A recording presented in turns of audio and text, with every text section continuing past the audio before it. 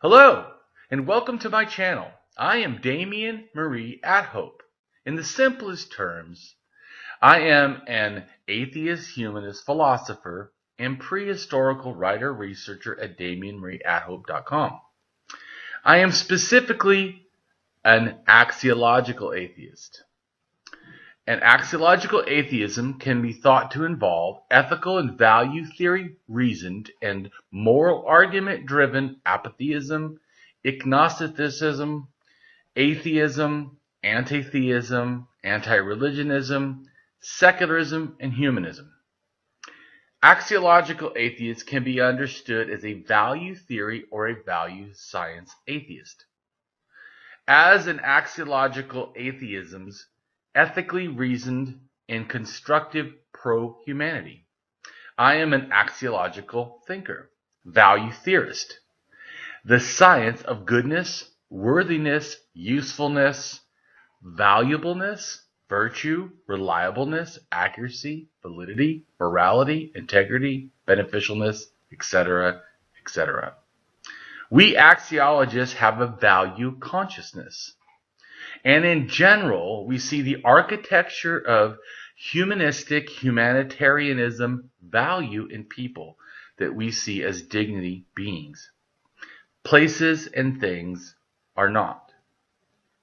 Axiology is a value theory. In its broadest sense, it involves areas of philosophy that are deemed to encompass some evaluative or evaluation aspect.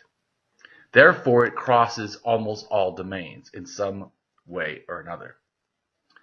Now for a more detailed terms as to what I am. I am an axiological atheist, an anti-theist, an anti-religionist, secularist, humanist, rationalist, writer, artist, poet, philosopher, advocate, activist with schooling in psychology, sociology, as well as I am an autodidact, self-taught in science, archaeology, anthropology, and philosophy.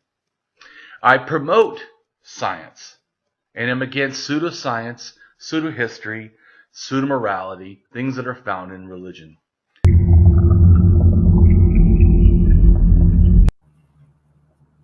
Hey, How's it going? yeah, good. Good. A little bit better.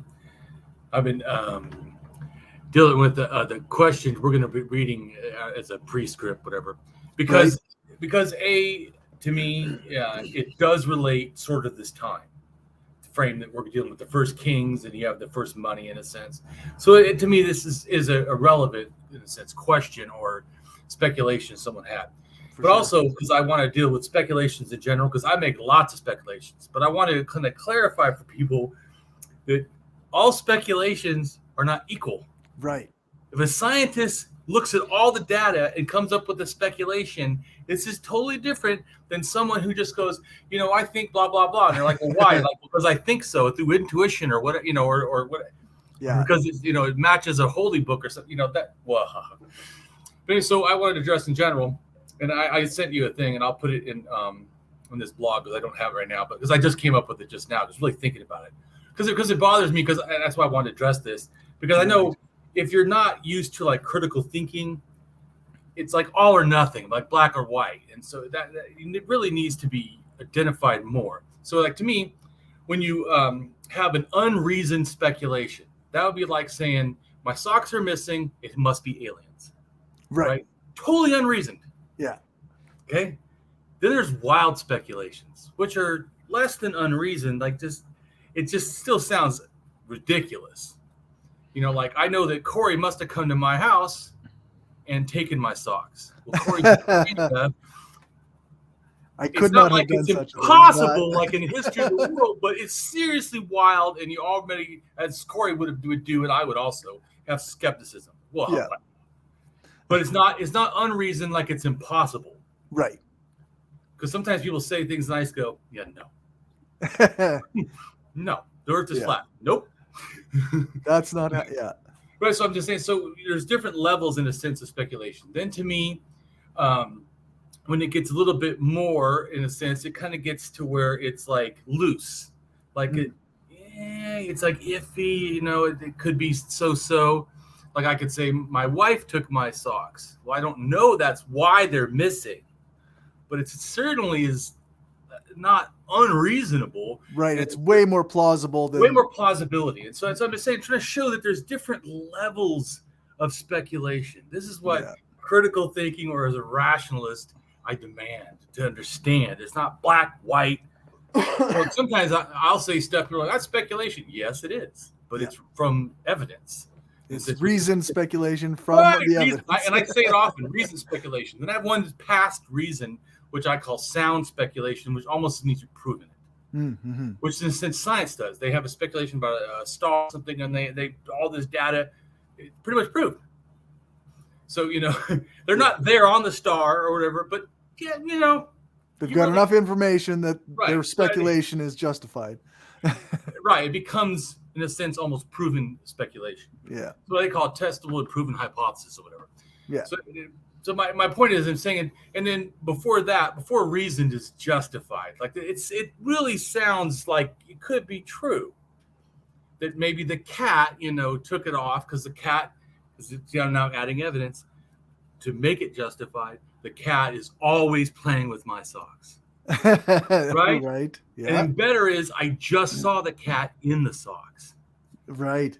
See what I'm saying? So you're adding reasons for it to be justified. I still don't know. Yeah. The problem, though, is a lot of times people that are pseudo-historians or pseudoscience or pseudo-archaeologists, they take either unjustified or unreasoned, the worst kind, and then they stick to it no matter what. This is absolutely insane. Or they have, loose or wild speculations, and they also, once again, stick to them no matter what. That's just absolutely ridiculous. They act as if they have sound, the highest form of speculation, which is almost proven, which they don't. Anyway, right. So just as to give you a little warm up to this situation, so you understand. I really do care. Not that you believe the things I say. I want you to learn to think better. That really is my goal. That you think better. If you can prove me wrong, that's a great thing. Then you have shown me that I need to think more. I mean, I love thinking. So I'm not challenged by challenges. Also, like I was trying to show you, it's not every single thing you say deserves equal amount of doubt. That's why I said I have a hard time with skeptic as a standard, because some things are said do deserve some serious skepticism. Yeah. But some things that are said, I don't think they do. Right. They seem more supported, right? Right, they're more supported. So that's a difference. So you grasp that it's not just all one and done. Because some people say, well, they speculate, like I've heard the archaeologists before say, oh, we found for Göbekli Tepe, we found I think he calls them circumvega, or I don't know how to pronounce it, or say it, but he means like types of animals that are carnivorous or whatever, like birds. So he says he believes sky burial, but he believes this. He goes, oh, but it's just speculation. I'm like, yeah, from the evidence that you have lots of. There's tons of bird bones. It looks like they had defleshing. It looks, all these multiple things. There's things where like birds could be perched on. It looks like there was a skull cold. I mean, all this stuff. I mean, once again, so to me it is a speculation. So it's not that inaccurate, but in my frame of thinking as a rationalist, it's not all or nothing. That this then I think is real important, because that helps you understand what is pseudo-archaeology and pseudo-history and valid archaeology and valid history. So even for archaeologists, I think it would be beneficial if they thought more critical thinking about it. When they say things, some things may be looser or wild, and some things are way more grounded, Right. Yeah. It's like the word speculation requires an adjective, right? Like it needs to be qualified in some way. Right. Yeah. I just think it's you're just saying a type of thing. Like when someone says critical thinking, I go, okay, what does that involve? Right. Yeah. Okay. I mean, you're just saying a type of thinking, right? But there's a lot more than that. And how do we know that between not critical thinking, and how about when it's just half critical thinking? Yeah, that's right. Yeah. Or like skepticism is not a bad thing, but for somebody who comes to nihilism, it is a bad thing. Yep. So, And that was a while ago, like a big debate, right? Because people who denied climate change tried to call themselves climate change skeptics, and skeptics were like, "Well, that's not what we do." Well, and that's what I'm saying is that when you the word is just talking about a behavior, like rationalists. There's rationalists that are not. I don't think that rational because I hear them talking. I go, yeah, no, right. So that's why I wanted to do this caveat, and also so it's involves, but I do want to do because it's so important, and I realize people are so confused about it. I absolutely want to do a thing on science, pseudoscience, pseudohistory, and pseudoarchaeology because this is my realm and why I want to help teach. Right. No, sounds good. So I guess we got a comment that we want to address specifically. I got a comment, and to me, it's either a wild speculation, okay, or a loose. I think almost wild but it's iffy because he tries to give some reasons why, and you're like, nah. But go ahead. Okay, so Eric Occam, Eric Occam's 5 wrote on YouTube. This from a book I will be getting in 5 days, Psychoanalytical Notes on the Origin of Money by Fabio Benini.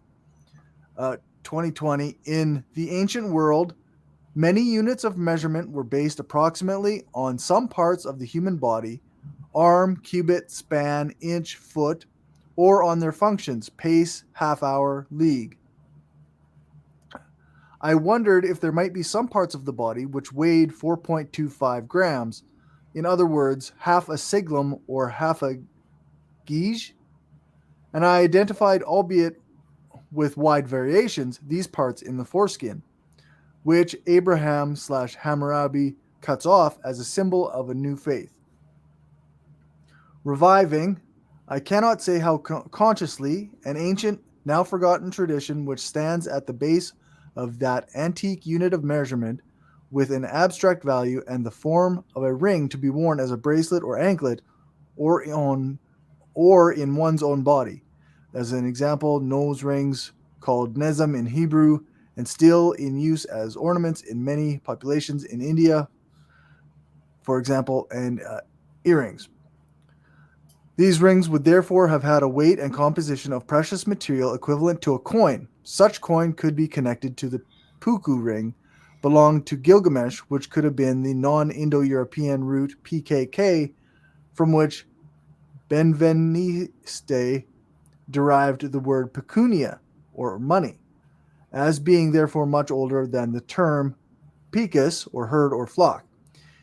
In my work, this is the origin of the coin, round, empty, portable, also deriving from the discarded foreskin, thereby generating symbolic rings long before the Lydia of Croesus. It certainly does not arise from a non-existent god of the underworld who would defecate gold. In other words, that so often cited Mammon, who has persecuted us for 2,000 years.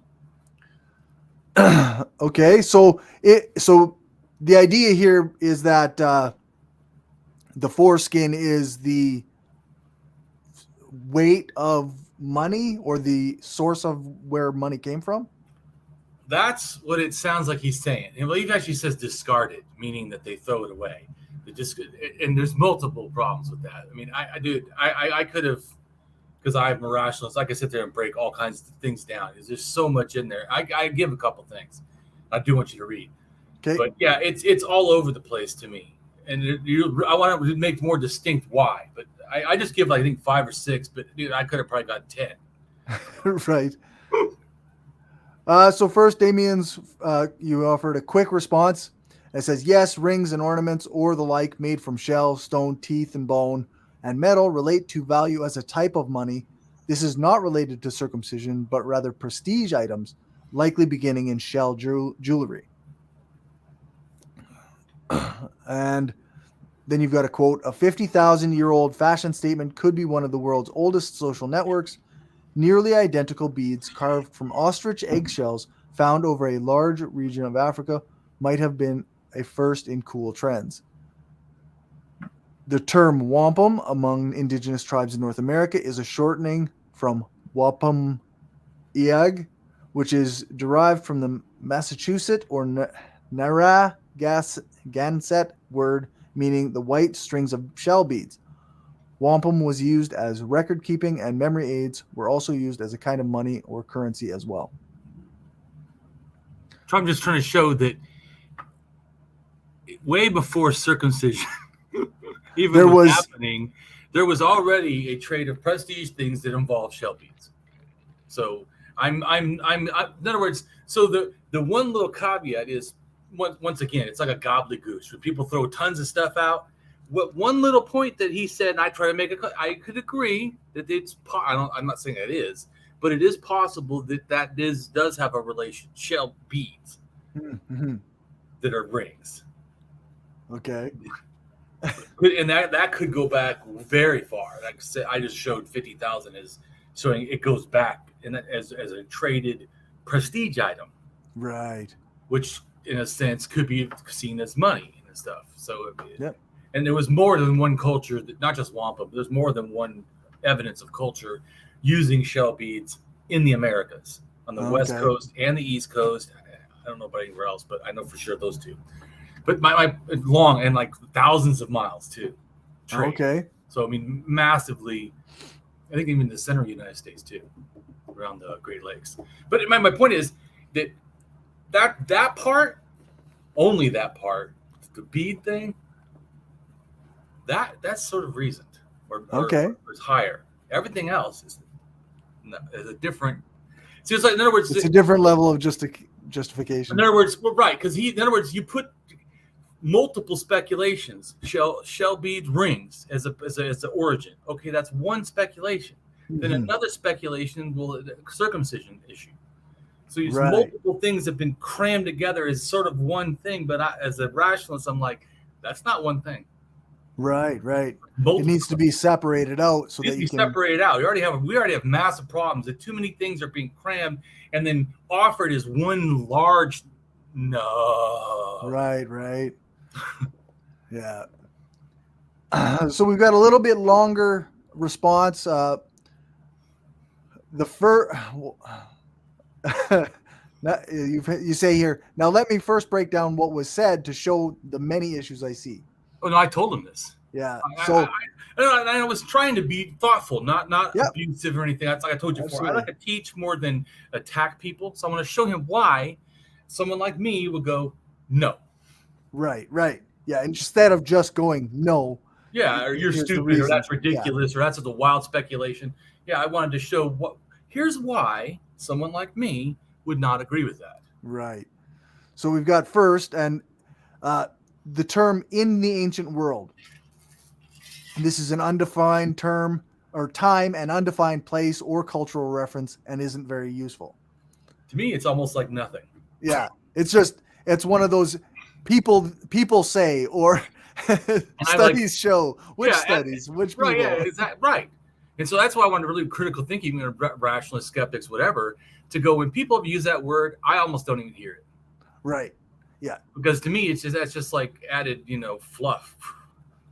If you mean where in the ancient world did this happen? What time period? What time?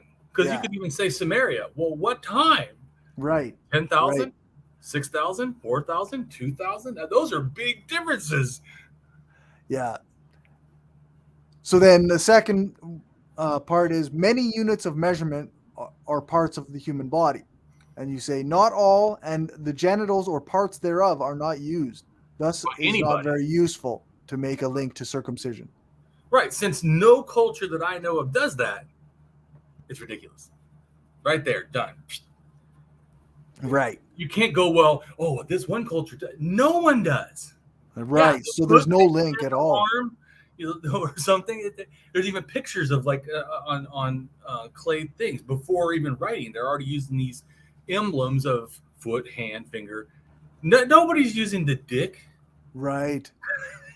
Just saying. So, I mean, that's why I said it becomes more wild. Because he goes, they use body. Yeah, but they don't use that part of the body. Right.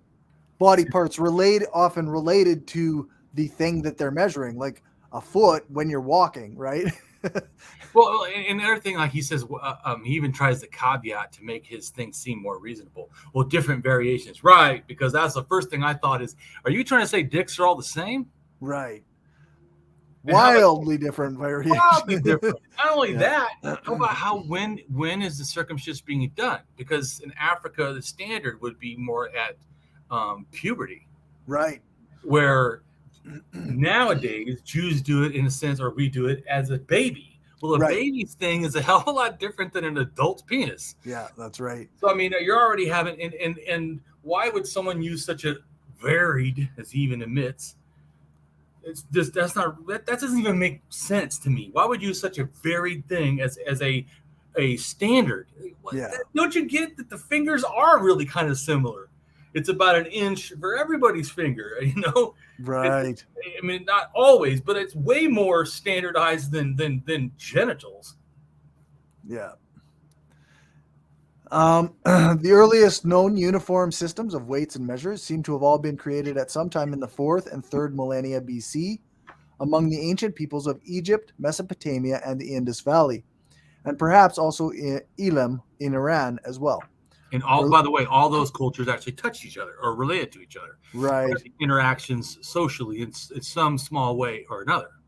So that, once again, is not crazy that they all sort of did it, since it's now, if you said China did it, then it's farther away. If you said, like Germany did it, which I think all these places did do it, but I'm just saying it becomes harder because they're not connected. But the ones that you listed, every one of those are interacting. Right. So they're learning from each other. They're learning from each other. Trading things, and it's 100% sure that they had interactions. Right. So. Early Babylonian and Egyptian records and the Hebrew Bible indicate that length was first measured with the forearm, hand, or finger, and that time was measured by the periods of the sun, moon, and other heavenly bodies. When it was necessary, that's the point I show in about it's not just bodies, because he tries to make it like somehow that's only way people measure things. No, they didn't. Right. That's why I'm trying to remind him. It's totally outside of people at that point. Yeah. My point is saying is, for me, it's like he's trying to sneak in. Well, that's the main way you do things. Like, well, that's not the only way. So I need to remind you that, not the only way. Right. So it starts removing some of the reasonness, or the of the speculation. It starts going back to not reasoned, because that's not, you're making it out as something it really kind of isn't. It's not only the body. Right. I'm not saying it's not related to the body, but it's other things too. Well, because some things are, right? Yeah. But, yeah. Just not everything. When it was necessary to compare the capacities of containers, such as gourds or clay or metal vessels, they were filled with plant seeds, which were then counted to measure the volumes. Again, not body parts, by the way. Yeah. When means for weighing were invented, seeds and stones served as standards. Not for body instance, parts. the karat was still used as a unit for gems, or carat, still used as a unit for gems, was derived from the carob seed. Okay. And I'm just throwing it in there to try to show why I don't find the statement to be super reasonable, which is which you're going to read later. But there's a conjecture you can make if one conjecture can be shown to be in error, right? Then the one that the person offered becomes a faulty conjecture, or no, right? False. Yeah. If your premises are false, then your conclusion is false. Yeah. Shell money from Sumer, 3000 BCE or 5022 years ago. So, and the earliest development of commodity money in prehistoric Central Europe was in the early Bronze Age, according to a PLOS article from 2021. An ancient form of European money, bronze rings, ribs, and blades, which scientists suggest they were a form of currency used some 3,500 years ago. And there was banking before money. Bronze Age people set up a system of banking long before the invention of coins. Temples in Egypt and Mesopotamia would allow people to deposit valuables to keep safe, or deposit livestock and produce to be traded. The temples even created a system of loans and interest. Celtic bronze ring money dates from approximately 800 to 50 BCE or 2,822 years ago to 2,072 years ago. True coinage began soon after 650 BCE, or 2,672 years ago. The 6th century Greek poet Xenophanes, quoted by the historian Herodotus, ascribed its invention to the Lydians, the first to strike and use coins of silver and gold. And Lydians basically were in either Western or sort of almost central Turkey, but mainly Western. Okay. Turkey. And they probably relate to the Greeks, or later do, sort of. Makes sense. Circumcision likely has ancient roots among several ethnic groups in sub-equatorial Africa, Egypt, and Arabia. Not ancient Babylon, nor all Semites, just mainly Jews or those close to Africa and related with them. Archaeological or further literary records do not support that circumcision was truly widespread among Semites. Which right there should be another thing that helps you know that the speculation of it being some widespread practice is not valid. Right. Yeah, because the use of circumcision is fairly limited. Yeah, it's limited to Africa and anything that relates to Africa. But there's more problems. Okay. Sixth dynasty, 2345 to 2181 BCE, or 4,367 to 4,203 years ago. Tomb artwork in Egypt has been thought to be the oldest documentary evidence of circumcision, the most ancient depiction being a bas-relief from the necropolis at Saqqara, around 2400 BCE, or 4,422 years ago. Right, and so let's go back to when I had put the point that 5,000 years ago, they know they were trading shell beads in Samaria as money, but only 4,600 years ago is the oldest circumcision. Right. You see where already you're having a problem? The time frames are off there. Yeah. Time frames are off, and Samaria didn't really practice circumcision anyways. Right. So, yeah. Yeah. So with the inscription reading, the ointment is to make it acceptable. According to Genesis, God told Abraham to circumcise himself. That would suck.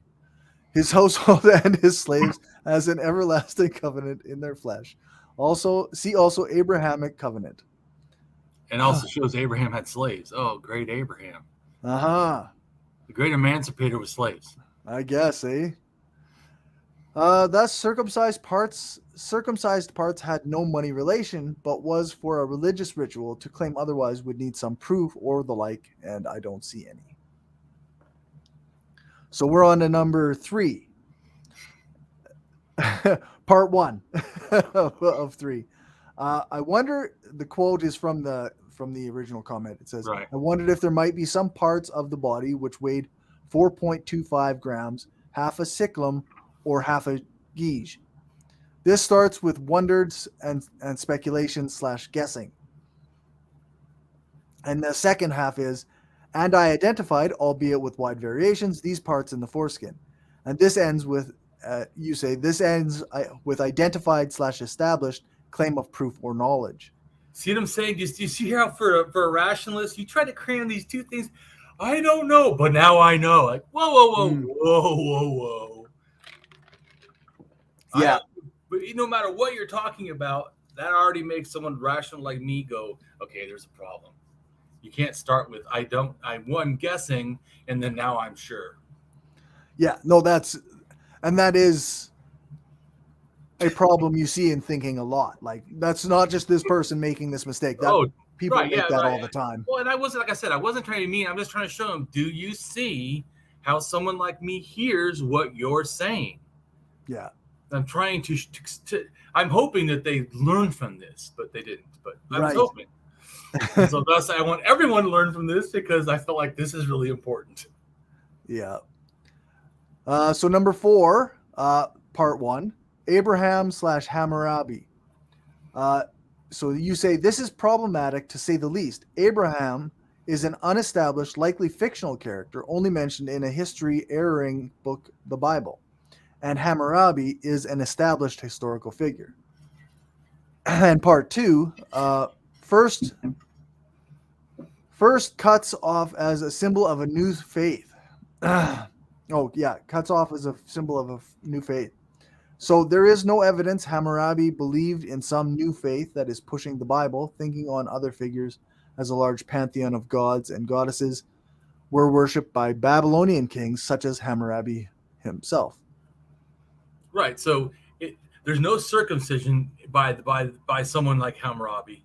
So Right. that doesn't seem reasonable, because there's never circumcision over there. So where did worse than that, to say it's a new faith, he never had a new faith. He had all kinds of, he believed in Murdoch maybe as his one of the main gods, but he believed in goddesses, like all the other Babylonians. So once again, you've made two statements I don't agree with. There's no circumcision, so how is he having a circumcision as a new faith? And where is there evidence he had a new faith? Right. And then I also have a problem of why are you calling Abraham Hammurabi? Like, what's interchangeable? What the fuck? Yeah, that definitely is a mistake of some, it's an error in reason, at least. Yeah, that's right. Part 5, you claim, in my work, this is the origin of the coin, round, empty, portable, also deriving from discarded foreskin. So your response, what source do you have that establishes a link with discarded foreskin?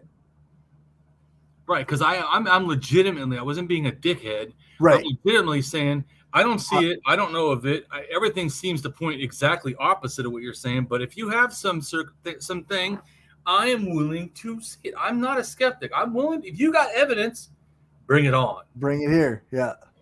His response to me asking for evidence just proves that what I already thought, that it's just pseudo-history, pseudo-archaeology, pseudo-science. Because his response, I was like, wow, that's almost like coined. Go look up pseudoscience, pseudo-history, pseudo-archaeology. That's almost like a coined response. Like, did you take this from Wikipedia? I'm just kidding. But it shows it's just similar thinking is the problem. Right.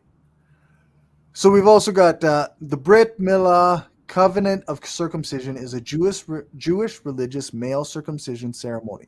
The original version in Judaic history was either a ritual nick or cut done by a father to the acropostheon, the part of the foreskin that overhangs the gland's penis. So here is a nick. Yeah. So the original was not even a discarded foreskin.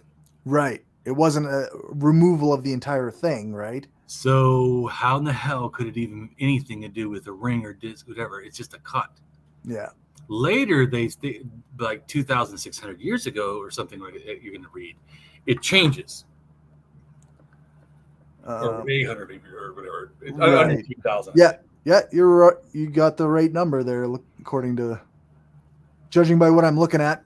Yeah. This form of genital nicking or cutting, known as simply milah, became adopted among Jews by the Second Temple period and was the predominant form until the 2nd century CE. The notion. I was even wrong. Worse. It's worse. It's even more recent than it. It's even more ridiculous to try to claim that the discarded foreskin, which happened in CE, like in 2,000 years ago, when money and rings were used in Mesopotamia 5,000 years ago. Yeah. You're right. It's worse. See, I read too fast. The notion of milah being linked to a biblical covenant is generally believed to have originated in the 6th century BCE or 2,622 years ago. That's where the 2,600. Yeah. I told you sometimes I read real fast. I know it's wrong, and I'm trying to get the stuff, but it's not that I can't read. Like I said, it's a bad habit from being a street kid and not wanting to do what anyone says or read. I know you talk about reading. Reading is good. I promote reading. It's just hard to break old habits of not wanting to fucking read anything. Yeah. But I do read. It's one of those things like I've been trying to push myself to read more, and it's really hard once you break out of reading to get back into it. Yeah. But I'm just saying, so people know I am definitely pro reading. And it's not like I don't, obviously I find all this information. It's not like I don't read. Yeah. Obviously. I just kind of skim. Yep. Yeah. Where was I? As a product of the Babylonian captivity, the practice likely lacked this significance among Jews before the period. So your ending response. I see more issues, but I think you get my point, and I do appreciate your comments, and I tried to address them as thoughtfully as I could. Take care. Right, because I wasn't trying to be mean, and also was hoping that he had some evidence or some kind. Right. So Eric replied, thanks. That being said, unfortunately, the dominant worldview is I don't work unless I get paid is a worldview that most don't realize they have been conditioned into. Oh, so your response to do you have evidence for that claim is, oh, scientists have to work for money and so they don't look at stuff. What? Or you're saying that now archaeologists also... Oh, is that what his point is? Yeah, his point is historians, scientists, archaeologists, me, I guess, which I don't even do anything for money. Right. All somehow don't care about money, so we don't really look at stuff that could challenge our beliefs. Like, that is fucking horse shit. It's important to question the dominant narrative of things. I have no problem with that. You know, I do it all the time. Of course. But it has to be done because I have reason to do that. Yes. Not just because I guess, like I said, I don't try to approach it as an anarchist or a socialist, even though I am. But I hear when they talk craziness that it goes against that. Mm-hmm. But I don't go, it has to be against that just because they're talking. Right. Just because a capitalist says things doesn't mean it's fucking wrong. I mean, right. I listen to them, and then like that guy's statement, when I hear a statement that sounds wrong, I go, this is wrong because of blah, blah, blah, blah, blah. Right. Here are the reasons that it's wrong. Yeah. Not just... I don't do the right thing. Well, it sounds like communism. What? You know what the word communism means? Yeah, that's right. That sounds like propaganda. That's one of the ones we use on the left is like, it's propaganda. Well, yeah, that doesn't necessarily make it. Well, and that's why someone said for science is propaganda. I said, yeah, if you want to use something that promotes truth and tries to persuade you, then yeah. Right. Yeah, absolutely. But what you're trying to say is it's unjustified or unreasoned or, no. Yeah, which is incorrect. See the incorrect part? Yeah. So once he said that, I was like, wow. Okay, so you really are. I was trying to give you more credit. Now you're really sounding like a pseudo-historian or pseudo-archaeologist. Right. Or pseudoscience. They all kind of... That's why I said we're going to do them all at one time when we do a whole show, 3 hours, whatever. We're going to do just all three of those because they interlap. Yeah, that's right. Because really, I mean, history can be scientific generally, and archaeology definitely is more scientific. And so the pseudoscience and pseudohistory, archaeology is kind of like in the middle, maybe. So pseudoscience, archaeology, pseudoarchaeology, and then pseudohistory. History can be, but it also can be more going off stories or other kinds of ways of knowing things. So, but it's not that it still doesn't make it unvalid. Right. Or even if it has a few errors, it's not like you just throw the whole thing out and say it's all myth making. Yeah, there was a conversation, like, I mean, it's semi-related to the way people view science, right? In 2020, people like the CDC said that they didn't think people could get immunity from COVID after getting COVID. Right. Now in 2022, they're saying, yes, if you've had COVID, you do have a natural immunity to it. And that's what comes from the evidence changing, right? Like they learn more and right. Well, also lots of times even science sometimes talking to the public. This is the problem too. Yeah. There's the actual science, and then there's science in a sense given to the public. Yeah, that's right. And sometimes they'll say stuff like natural immunity. Well, they may mean natural immunity for 30 days. Right. They may mean natural immunity for some people, depending on age or whatever, health, maybe for a year. So, but they don't, or whatever. My point is, so the more detailed, but then they're giving a blanket thing. Right. So, but yeah, the problem is. And the response to it is the way that people view it, and they go, oh, well, look, they changed their mind. I like the science changes its mind. Yeah, that's right. I love That's that. why I trust science more. Yeah. I've said that before. Yeah. Because they do. People that never, I change my mind. If you show me good evidence, I will change my mind. But only then. That's what I was trying to show with this. Just saying wild speculations. They become more and more in reason the more I look into it. Yeah. If you have something to back up what you're saying, we'll listen, right? Right. Just like I told you before, in my opinion, the language comes from China, just like the pottery does, and goes into the Middle East and whatever. And before, people were saying that the Indo-European language comes from like area above Ukraine, basically, and in Russia, right? The area right there, the border of those two, in a sense, above the Black Sea. Right. But and I say it actually, I think, happened behind the Caspian Sea and then spread to both. So the steppes, but way further to the east, to me. But they, a new study just came out 2 days ago from Harvard and had to help the people grasp why it's more valid. 260 something people were involved. So not like two dudes and who just came up with a thing. Yeah. Because there was two prominent theories for Indo-European. Comes from Turkey, comes from north of the Baltic, Ukraine, and Russia. Okay. Right. Okay. But they said it comes maybe from Iran and the Cossack Mountains, or just eastern Turkey. Okay. Which is almost where I would say the ancient North Eurasians come. Because we know for sure they did do that. They came there, and I told you I think they're the ones that brought the language. Right. To me, now, or some version of it, or whatever, maybe a proto it, and then it changed from there. But so it still doesn't really debunk mine. Just moves from one side of the Caspian Sea to the other. That's all. Here to here. I mean, it doesn't really. It's way better than the Ukraine theory. Right. The origin.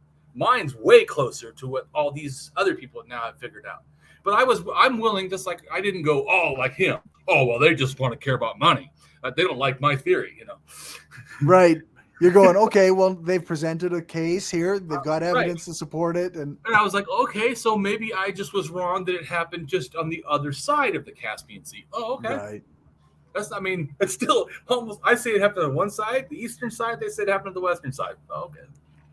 I can see where that could, I could be wrong looking at the data that, or maybe they have more information. So, right. Yep. I was going to say that's a rationalist to me. You presented me as something that says that I'm wrong, but you give me all these reasons that I may need to reconsider it. But it hasn't, for me, changed that much. I'll just move from the eastern side of the Caspian Sea to the western side of the Caspian Sea. Okay. Right. Still, it's not Ukraine and it's not exactly Turkey. So I'm still right. Yeah, that's right. So we've got a little bit of notes here on this pre-script still. Yes. Okay. We've got conjectures disproven through counterexamples are sometimes referred to as false conjectures. Conjecture is related to hypothesis, which in science refers to a testable conjecture. Speculative reason, sometimes called theoretical reason or pure reason, is theoretical or logical or deductive thought as opposed to a practical, active or willing thought. The distinction between the two goes at least as far back as ancient Greek philosophers such as Plato and Aristotle. Unsupported assertion can be assumed when there is no evidence that such a conjecture / unsupported assertion is correct. Damien's point is that he strived for reasoned speculations on prehistory from logical jumps related to supporting evidence, not wild conjectures or unsupported assertions / assumptions, thus likely false conjectures / unreasoned speculations found in pseudo-history or pseudoscience in general. Pseudo-history ignores empirical or logical evidence and is not to be compared on such traditional academic standards as accuracy, empirical probability, logical consistency, relevancy, completeness, reasoned fairness, or unbiased honesty. Exactly. Saying when I ask for evidence that there's a real problem with people caring about their jobs and not changing it. What the fuck answer is that? That doesn't actually address the criticisms of your perspective. No, because he's acting as somehow I'm trying to hide the fact or that science hide the fact. Right. All the historians and all the scientists and all the information from all the data that shows you're wrong, it's because they don't want to care about your theory. Come on, dude. Seriously. But what do you think from what I showed? But then let's go on to the other thing. But how do you feel after reading that and hearing? Well, it seemed like, I mean, the idea that money came from circumcised foreskins, it seemed like, I mean, I don't know that much about it, so I was like, okay, well, maybe he's got a good reason for this, but I think you laid out pretty clearly why there wasn't actually a good reason for this. My main thought was like the weight, right? Like what a foreskin weighs 4 grams. Well, and I would also immediately speculate too, is don't they dry out? Right. Yeah. Are we so talking the weight about is dry going to change. foreskins? Yeah. Or fresh foreskins? Yeah. And how do you keep foreskins fresh back with no refrigerator? And if they're dry, aren't they getting a lot, lighter? Yeah, for sure. Without, yeah. So yeah, there's there's so many problems. I was trying to be nice. I didn't right. want to seem like a total asshole because I feel like I already said enough that any rational person would read everything I wrote and go, "Fuck, okay, no way." Yeah, so that's not accurate. Yeah. Yeah, for sure. But also, I wanted to show my process of how I build my arguments. Right. To show that how to think more rationally about history and archaeology and this stuff, and why I try to tell people you should listen to me because I don't just wildly come up with shit. Yeah. So, but hey, if I'm wrong, even if I didn't wildly come up with it, I'm still willing to change. Yep. Because I care about shit called facts. Yeah. Yeah. Yeah. All right. So we'll play our short video so that we can show people where we're talking about. Right.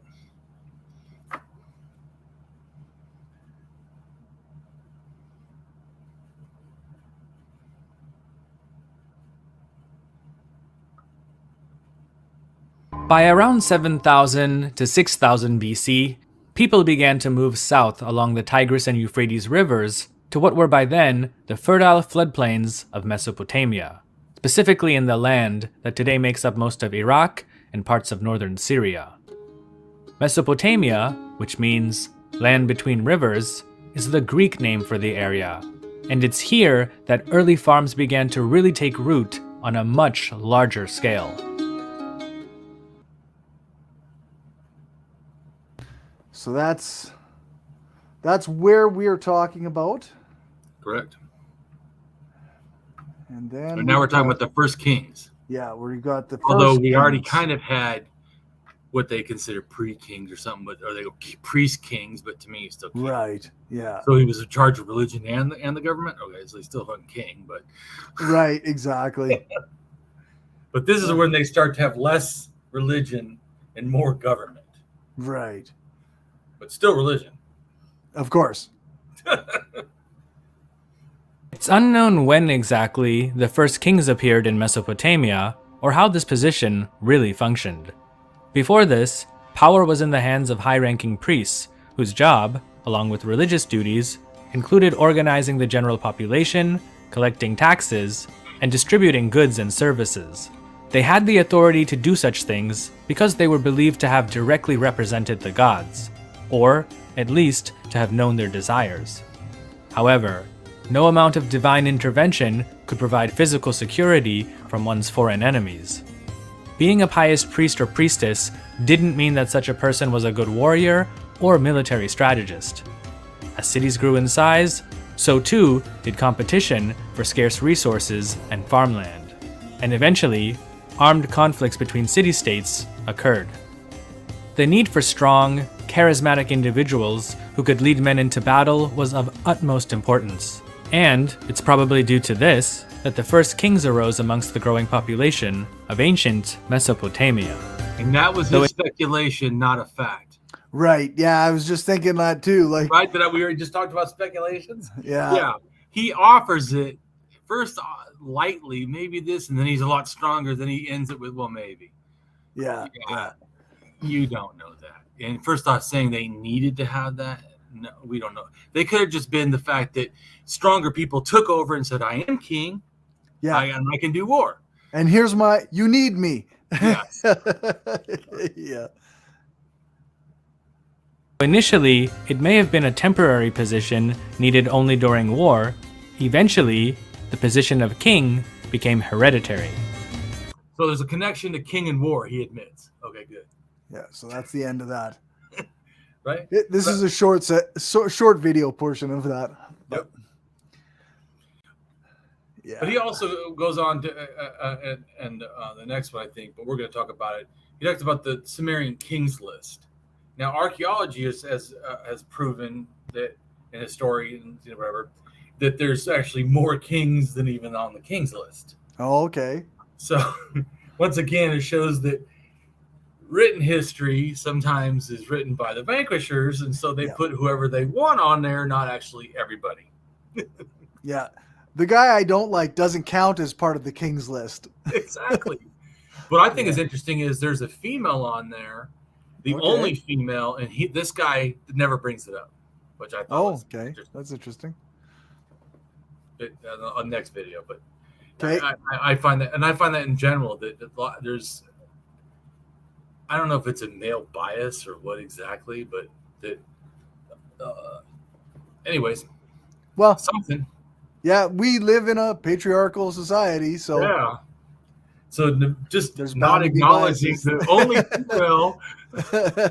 Yeah, there's bound to be biases that show up, and yeah, even if they're unreasoned, or not unreasoned, unrealized.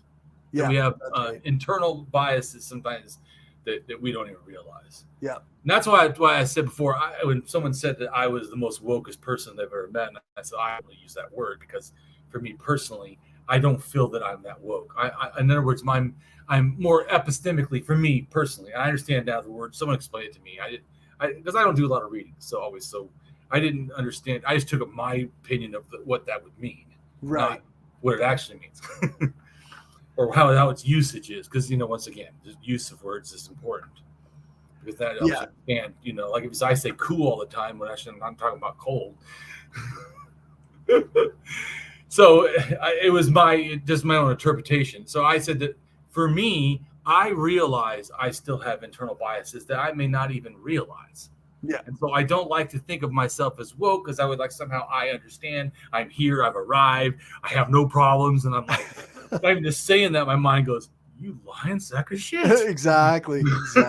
So that's why it wasn't that I'm not against people that say they're woke. I'm just saying for me, it's a humbleness to realize that I don't want to ever think I don't need to work on myself.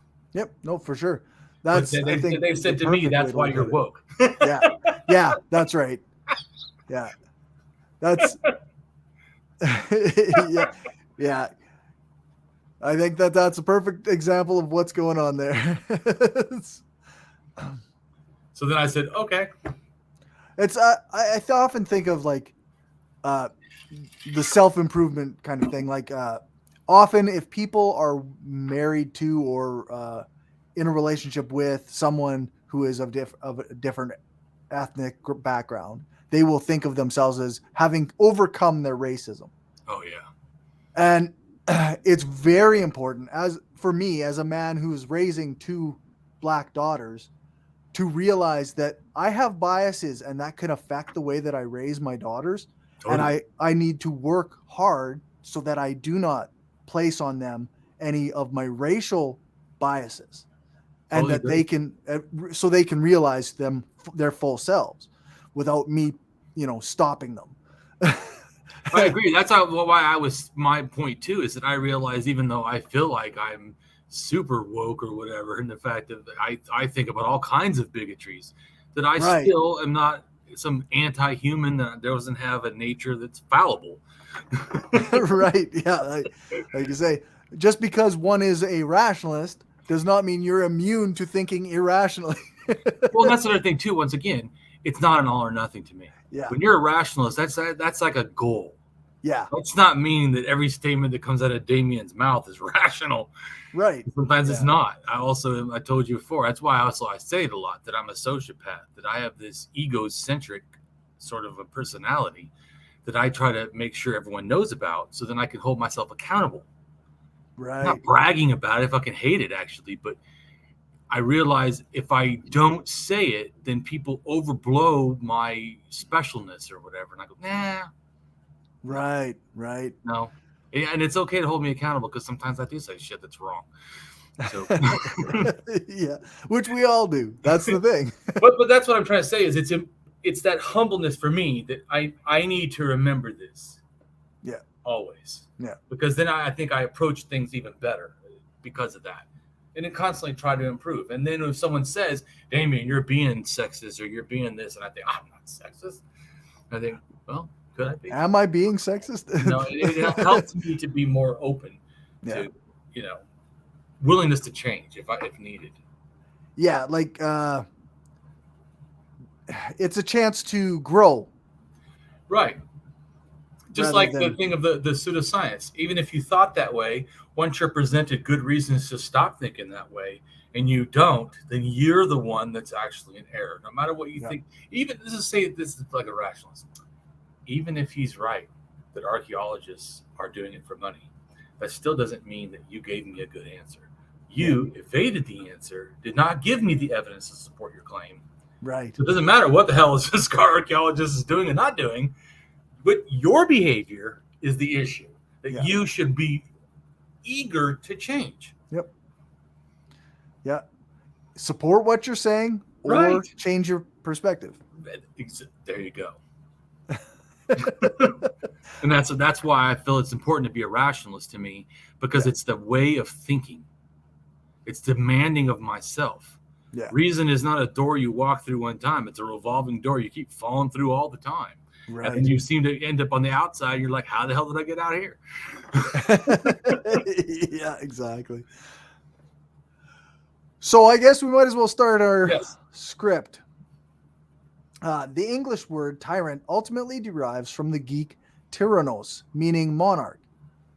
Polybius, a Greek historian, indicated that eventually any one-man rule, monarchy or executive, governing form would become corrupted into a tyranny. Mm-hmm. Right on. Totally agree with that shit. 100%. Yeah. Like, wow, that's the anarchist coming out right there. Including presidents and prime ministers. That's right. Including Biden.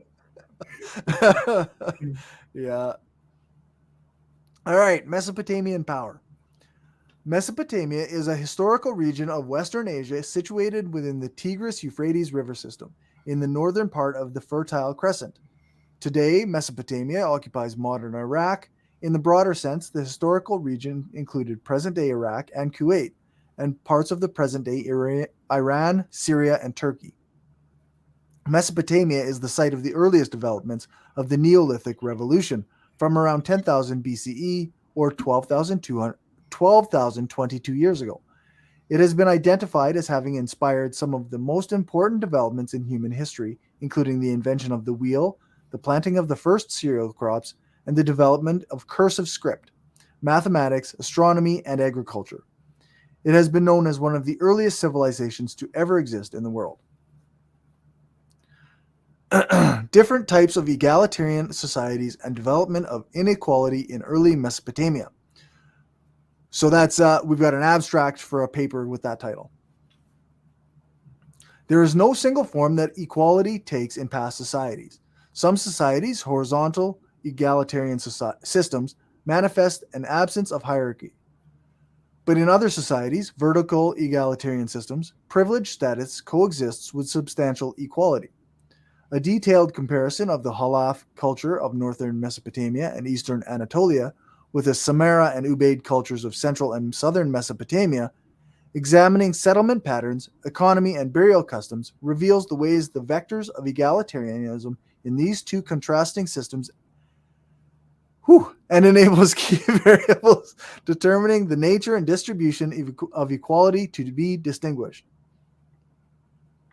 The excavation of the Halaf settlement in the Kazan is still limited to an extremely small area and is mostly unpublished. Only an extensive excavation stratigraphically connecting in the detail the individual building phases recognized in different trenches could actually prove the absence of shifting in the settled areas during the course of the same archaeological phase. A certain quantity of charred grains has been found at Sabi Abiyad in the area around these structures. Researchers have suggested the use of Latin term cretula, a white clay used for sealing, to designate clay ceilings and any kind of sealed administrative tools. This... Just 1 second. Yep. So he made a comment that archaeologists are not trying to understand the past. I think they are extremely trying to understand the past. They're trying very hard.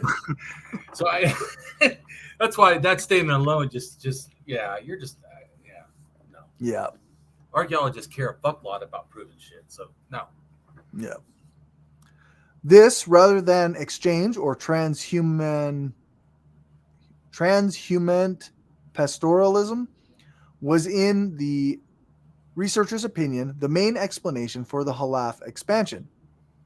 Also, according with the extensive gradual and capillary occupation by this culture of the eastern Anatolian regions.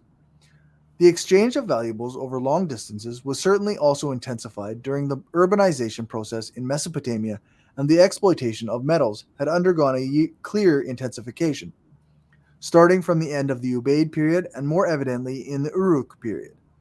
The economic sectors that were subjected to an increasingly complex and sophisticated administrative apparatus, and were therefore under a real centralized control, were still, however, in the late Uruk period.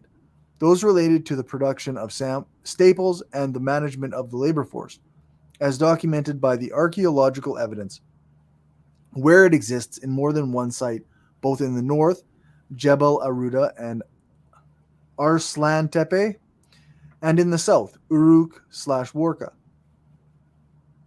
The researcher is therefore convinced that the basic sources of wealth for the emerging elites were primary products, whereas trade and production of valuables, the so-called wealth finance, accompanied this process as a consequence of the increased power of the high-rank units and their new requests for prestige and craft articles. So wasn't foreskins? Doesn't look like it. Oh, it's prestige items like Damien said. Oh, yeah. Okay. Prestige and craft articles.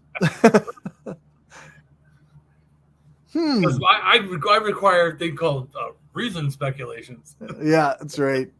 Yeah. There's some justification here. They've got the evidence they're working with. Well, and that's why I said some of my things for people like, say you said you don't know this stuff. So when I say things, you may not know the difference between my speculation and this guy's speculation. But if you looked in and read, if people read my blogs, they will quickly realize, well, I actually have reason speculations for most of the shit that I say. Yeah. There's usually like studies or papers that are accompanying it. Like, right. Yeah. It's not just my thoughts out of the air. Yeah. So we've got another paper, the abstract for another paper, Models of Social Evolution, Trajectories from the Neolithic to the State. So there is no universal trajectory from kinship-ordered egalitarian to state-ordered stratified society. Two divergent, quote, pristine state forms evolved corresponding to quite distinct ecological historical impulses. The Asiatic/village state mode of production emerged from an identifiable center on the basis of a geographically extensive and largely uniform ecology, with descent groups remaining the corporate societal elements.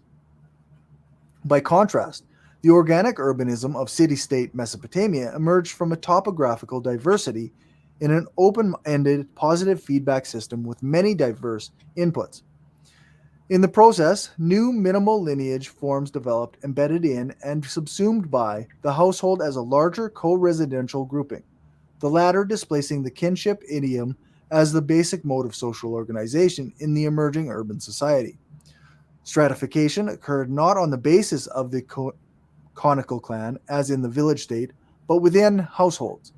Differential just so you know, that could be like hierarchy. Stratification is where society becomes different levels. Right. Yeah. Yeah, like we might call a lot of what is happening now class stratification. Like, right. Yeah. Exactly.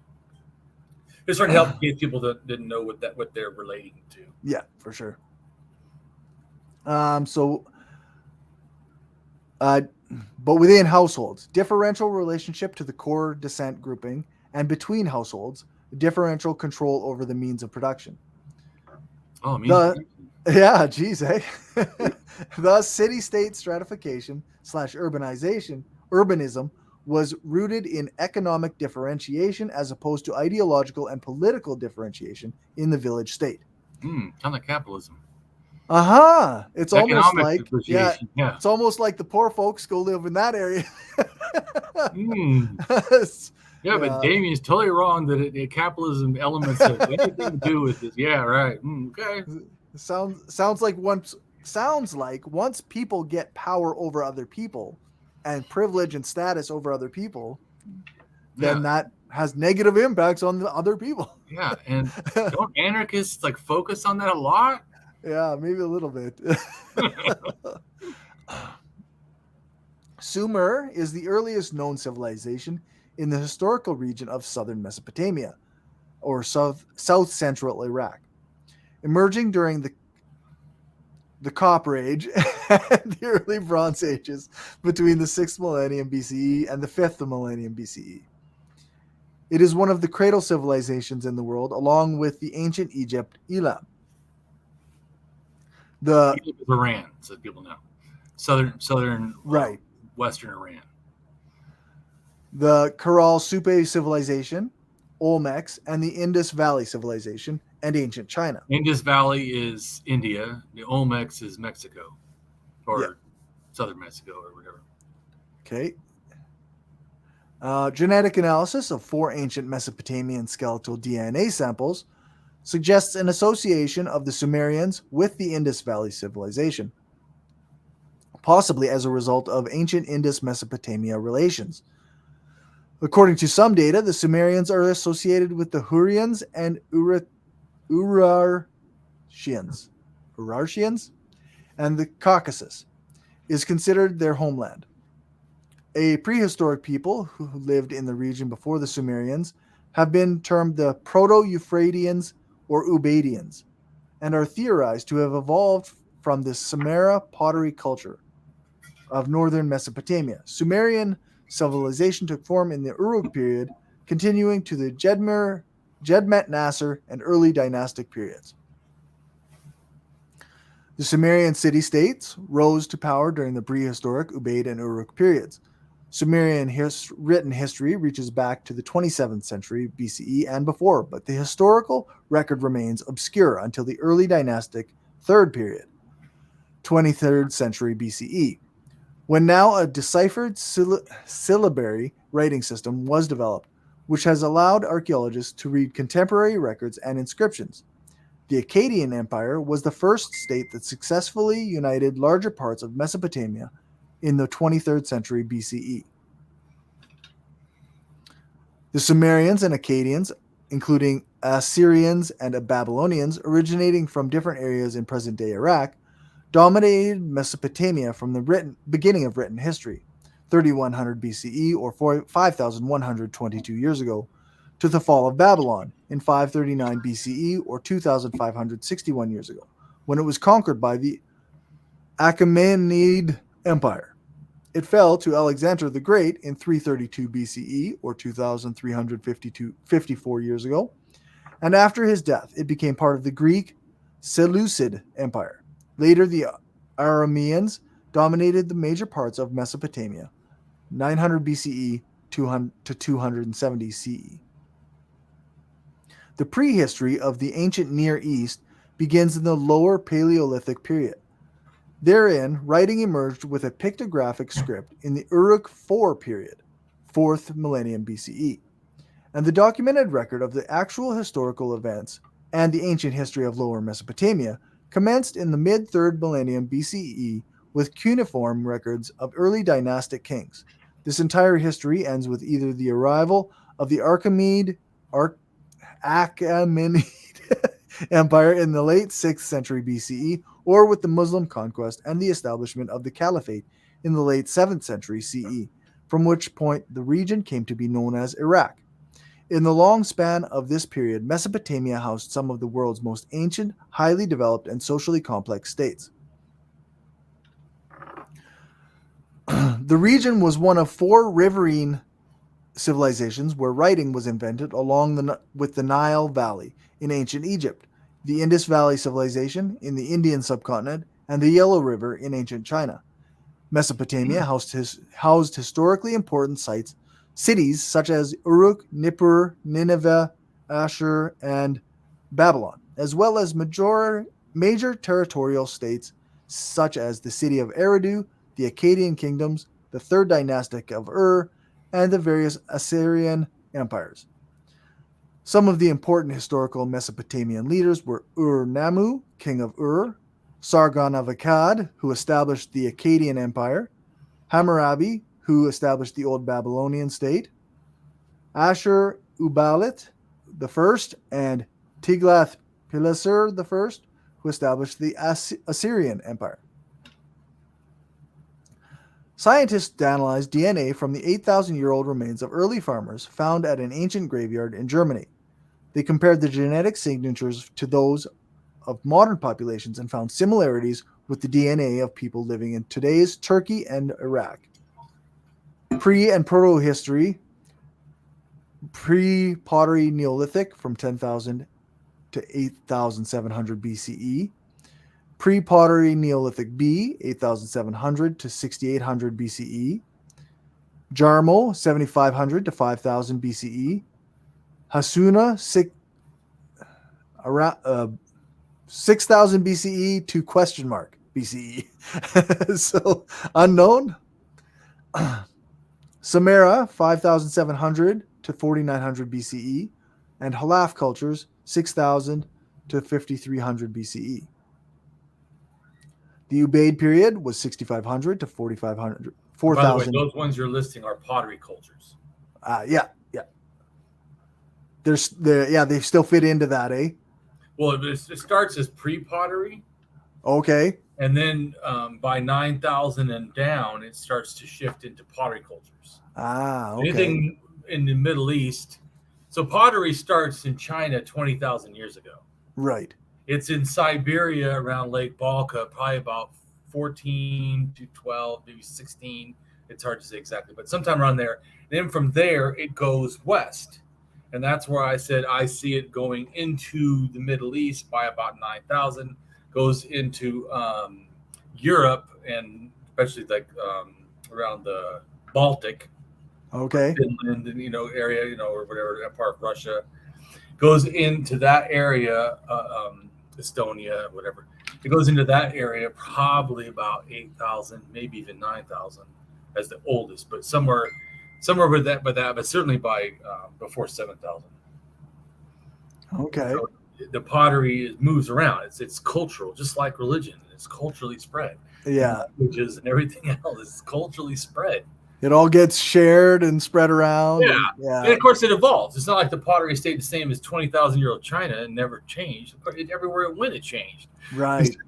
So that's why it makes it even harder to figure out, how it's like language or religion. You're like, what do you mean they're all connected? Like, well, they're loosely connected, just like pottery is loosely connected. It's not like the 20,000-year-old pottery is that same stuff that showed up, at 8,000 to 9,000 years ago in the Middle East and in, Europe. Right.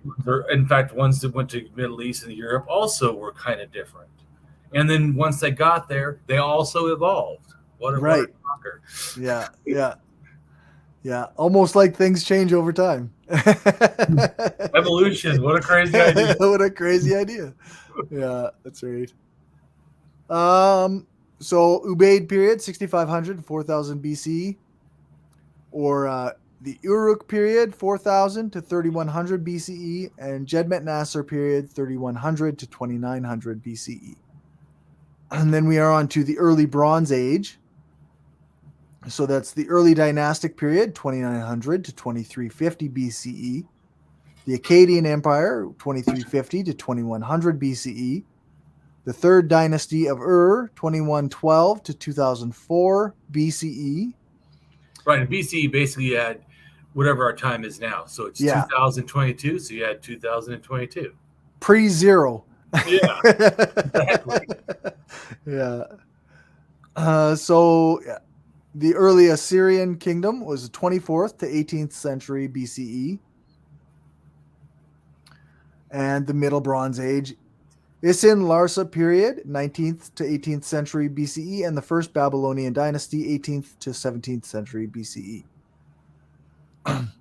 The dynastic period of Mesopotamia begins in 2900 BCE and was associated with a shift from the temple establishment headed by a council of elders led by a priestly an, a male figure when it was a temple for a goddess, or a female figure when it was headed by a male god, towards a more secular lugal, lu equals man, gal equals great, and includes such legendary patriarchal figures as Dumuzid, Lugal-Banda, and Gilgamesh, who resigned. It is surmised shortly before the historic record opens 2900 BCE, when the now deciphered syllabic writing started to develop from the early pictograms. The center of Sumerian culture remained in southern Mesopotamia, even though rulers began expanding into neighboring areas, and neighboring Semitic groups adopted much of Sumerian culture for their own. Sumerian cities during the Uruk period were probably theocratic and were most likely headed by a priest king, Ensi, assisted by a council of elders, including both men and women. It is quite possible that later Sumerian pantheon was modeled upon this political structure.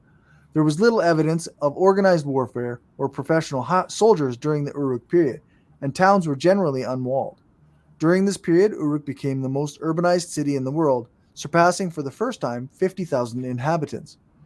The ancient Sumerian king list includes the early dynasties of several prominent cities from this period. The first set of names on the list of kings is said to have reigned before a major flood occurred. These early names may be fictional and include some legendary and mythological figures such as Alulim and Dumuzid. The end of the Uruk period coincided with the Peora Oscillation, a dry period from 3200 to 2900 BC that marked the end of a long, wetter, warmer climate period from about 9,000 to 5,000 years ago, called the Holocene climatic optimum.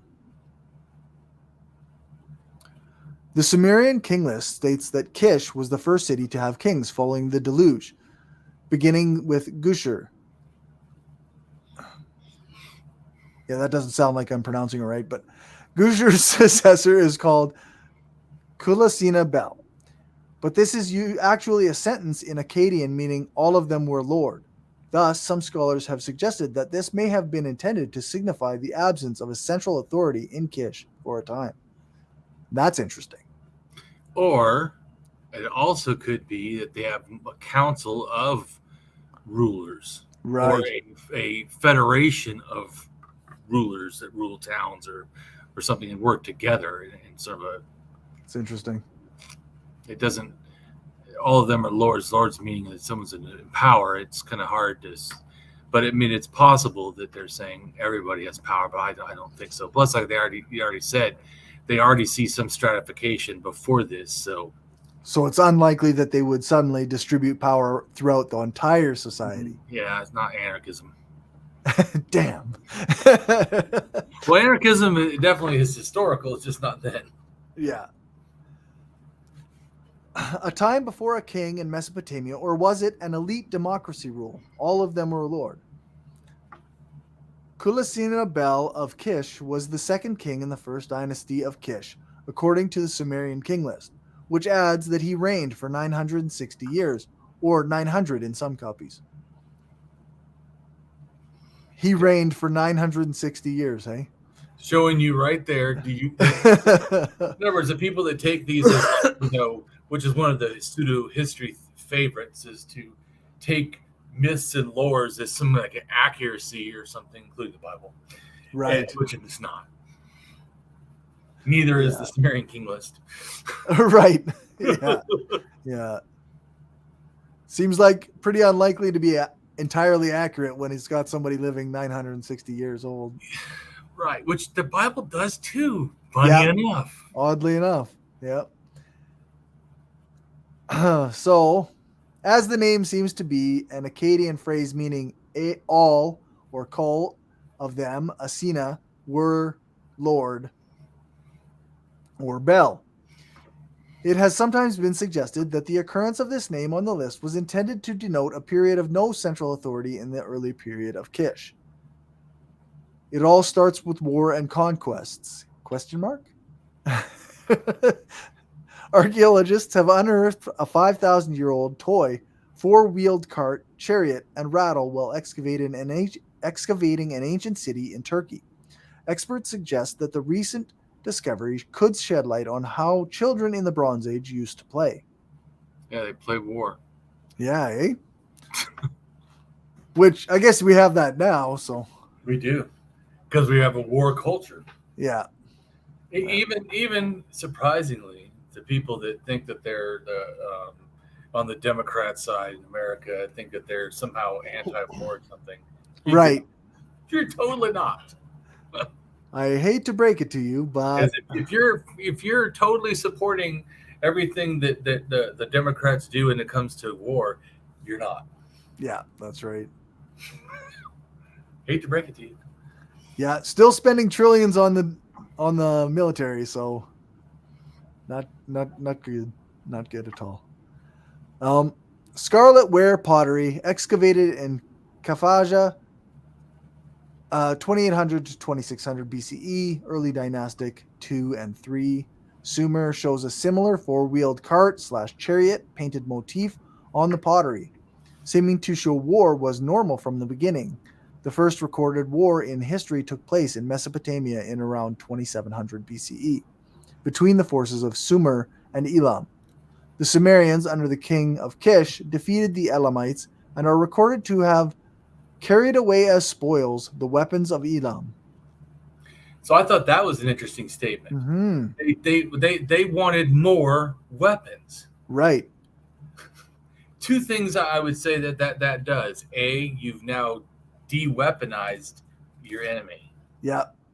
And then the other one is now you have your enemy's weapons. Yeah. So if they had some weapons that were good, then you got those now. Yeah. Well, I mean, it just shows that they're already putting weapons as the prestige, not a focus. Right. Which shows that you're planning on more war. Yeah. Yeah. The early dynastic period 2900 to 2750 or 2700 BCE is poorly known relative to the sub-periods that followed it. In lower Mesopotamia, it shared characteristics with the final stretches of the Uruk, 3300 to 3100 BCE, and the Jedmet Nasser, 3100 to 2900 BCE periods. ED1 is contemporary with the culture of the scarlet ware pottery, typical of sites along the Diyala in lower Mesopotamia. The Ninevite and V culture in upper Mesopotamia and the Proto-Elamite culture in the southwestern Iran. New artistic traditions developed in lower Mesopotamia during the early dynastic II period, 2750 to 2700, or 2750 or 2700 to 2600 BCE. These traditions influenced the surrounding regions according to later Mesopotamian historical tradition. This was the time when legendary mythical kings such as Lugalbanda, Enmerkar, Gilgamesh, and Aga ruled over Mesopotamia. Archaeologically, this subperiod has not been well attested to in excavations of lower Mesopotamia, leading some researchers to abandon it altogether. In other words, you really can't trust the mythology of the King's List, like I said. Just right. Like you need to abandon thinking that the Bible is actual history and everything it says is 100% true. Oh, no. Yeah. That's just false. Yeah. So first, I'm mad that I said the Bible was not accurate historically. Oh, like, yeah. Are you there? I'm like, oh my god. Oh yeah, no, you weren't there is a very good argument, isn't it? No. The pseudo historian argument right there. Yeah. Yeah, Oh, you so weren't you there. think that the only way we know things is what? Direct evidence? Direct observation? Sounds like one of those creationists. Well, if it's not direct observation, then evolution can't be true. Oh. Yeah, like that's the Ken Ham thing, right? Were you there? Right. Which, like I said, is an absolute fallacy of that it's common in pseudo-archaeology and pseudo-history. And Yeah. obviously pseudo-science with Ken Ham. Yeah, Of course, he's that's talking right. about historical things, so that was probably paleontology or whatever. But Yeah. so pseudo-paleontology, how's that? Sure. Yeah. First dynasty of Kish, 2900 to 2600 BCE, Atana Enmegbargisi, A Imdugud, ruler king 2700 BCE. A Imdugud, named after god Imdugud, was also Aja Anzu, was an early, also read Aja Anzu, was an early ruler of the first dynasty of Ur in the 27th century BCE. He does not appear in the Sumerian king list, but it is known from an inscribed seal found in a tomb, PG 1236, in the royal cemetery at Ur, which is largest and probably the earliest tomb structure at the cemetery. 2 inscribed seals were found. One is a banquet scene with an inscription, Gan Ekiga, and another with the depiction of a nude hero fighting lions and a war scene reminiscent of the Standard of Ur, with the name Aja Anzu, also read A Imdugud. This seal is very familiar to the seal of Mesen Epata. Gold leaves with embossed designs, as well as reconstituted gold scepter, have also been found in the tomb. Ur-Pabilsag, ruler or king, 2600 BCE. Ur-Pabilsig was an early ruler of the first dynasty of Ur in the 26th century BCE. He does not appear in the Sumerian king list. Are we hearing a theme? Yeah. We don't like those guys. No, that's right. But is known from an inscription fragment found in Ur bearing the title of Ur-Pabilsag, king of Ur. It has been suggested that his tomb is at the royal cemetery at Ur. Grave number PG 779. He may have died around 2550 BCE or 4,572 years ago. Several artifacts are known from the tomb PG 779 at the royal cemetery at Ur, such as the famous Standard of Ur and decorated shell plaques. The Standard of Ur war panel from tomb PG 779 dates to the first dynasty of Ur during the early dynastic period and is around 4,600 years old. It shows a king at war with soldiers from the Standard of Ur. Mesgalamdug, ruler or king, 2600 BCE. Let me guess, he's not on the Sumerian king list. Mesgalamdug, hero of the good land, was an early Sumerian ruler of the first dynasty of Ur in the 26th century BCE. He does not appear in the Sumerian king list, but it is known from a royal cylinder seal found in the royal cemetery at Ur. Which is, just to stop real quick. So sometimes people will cite the Sumerian king list. I've even heard historians do this. Not saying they're trying to lie to people, but they're taking too much off of just that as like some sort of history. Right. So, I'm trying to not, in a sense, debunk that. I'm just trying to show that that's not a great way to do things in general. Is to look at mythology and try to use that as a full history. No. Right. Really should do a lot more research. Yeah, because clearly there's many kings that haven't been on the list, and right. Yeah. So he is known from a royal cylinder seal found in the royal cemetery at Ur, a royal bead inscription found in Mari, both mentioning him as king, and possibly his tomb, which contained numerous gold artifacts including a golden helmet with an inscription of the king's name. By observing the contents of this royal grave, it is made clear that this ancient civilization was quite wealthy. Kubaba, ruler or queen, 2500 BCE. Finally got to the female. Yeah. Kubaba is the only queen on the Sumerian king list. You would think that every historian would mention that. Yeah, hey? Wouldn't you think? Yeah, it's a pretty big deal. It states that she reigned for nearly 100 years, roughly in the early dynastic 3 period, 2500 to 2330 BCE of Sumerian history. A connection between her and a goddess known from Hurro-Hittite and later Luwian sources cannot be established on the account of spatial and temporal differences. Kubaba is one of the very few women to have ever ruled in their own right in Mesopotamian history. Most versions of the king list place her alone in her own dynasty, the third dynasty of Kish, following the defeat of Sharumir of Mari, but other versions combine her with the fourth dynasty, which followed the primacy of the king Akshak. Before becoming monarch, the king list says she was an alewife, or brewess or brewster, a historical woman term for a woman who brewed ale for commercial sale. Right, and a lot of the ale was made historically by women. It was not a male job as a norm. Not saying they never were involved, but it's just people thinking that women didn't do work. Wrong.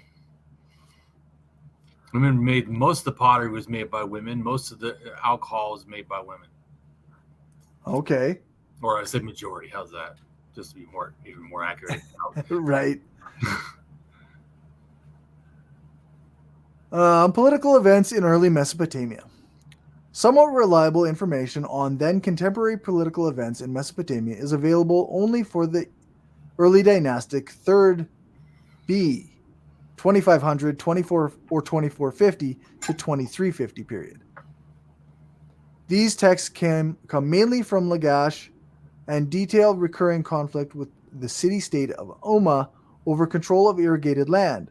The kings of Lagash are absent from the Sumerian king list, as are their rivals, the kings of Umma. This suggests that these states, while powerful in their own time, were later forgotten. The royal inscriptions from Lagash also mention wars against other lower Mesopotamian city-states, as well as against kingdoms. Right, so the people you went to war with, you didn't add in your king's list. Oh, interesting. Interesting, yeah. So, examples of kingdoms that they went to war with include the city-states of Mari, Subartu, and Elam. Right, so statism has been at war pre and beginning of and continuing statism. Statism, that's why an anarchist would definitely understand this, that statism is an act of war against people. Yep. And it always has been. Yep. Yeah, that's right. I seen an anarchist, I think you had posted or reshared an anarchist that said that all governments, in a sense, were not good or something. Well, this just shows the governments have certainly always been war. They've always been for expansionism and pushing their ideas. Always. Yeah. Yeah, which always seem to coincide with those with power, right? Yeah, right. Exactly. Just like the Greek thing at the beginning, a tyrant is a monarch. Yeah. I agree. Yeah. I agree 100%. These conflicts show that already in this stage in history, there was a trend towards stronger states dominating larger territories. For example, King Eanadam of Lagash was able to defeat Mari and Elam around 2400 BCE. And Shakushana of Uruk seized Kish and imprisoned its king Embi Ishtar around 2350 BCE. Lugal Zagsi, king of Uruk and Umma, was able to seize most of lower Mesopotamia around 2358 BC. This phase of warring city-states came to an end with the emergence of the Akkadian Empire under the rule of Sargon of Akkad in What do you mean by war? 2334. Yeah, right. Yeah, yeah. It just came to an end because of his war. Yeah, Right, because it became an empire, meaning that now he warred with all the states and was stronger than all of them, so they all had to, bend their knee or whatever you want to call it to this Right. one emperor. yeah, So I like how they say end of the warring states. Oh, you mean the small wars became a big one, yeah. and then That's right. that supposedly brought peace. Yeah. Yeah. The political history of Upper Mesopotamia and Syria is well known from the royal archives recovered at Ebla. Ebla, Mari, and Nagar were the dominant states for this period. The earliest texts indicate that Ebla paid tribute to Mari but was able to reduce it after it won a military victory. Cities like Emar on the upper Euphrates and Abarzal, location unknown, were vassals of Ebla. Ebla exchanged gifts with That's Nagar. like feudalism, by the way. Right, yeah. Yeah. Like tributes being paid to different Yeah. lords and whatnot. Right, and the thought is that if you don't, we'll come and take you over. Yeah, that's right. Yeah. We'll fight you and win. Ebla exchanged gifts with Nagar, and a royal marriage was concluded between the daughter of a king of Ebla and the son of his counterpart and Nagar.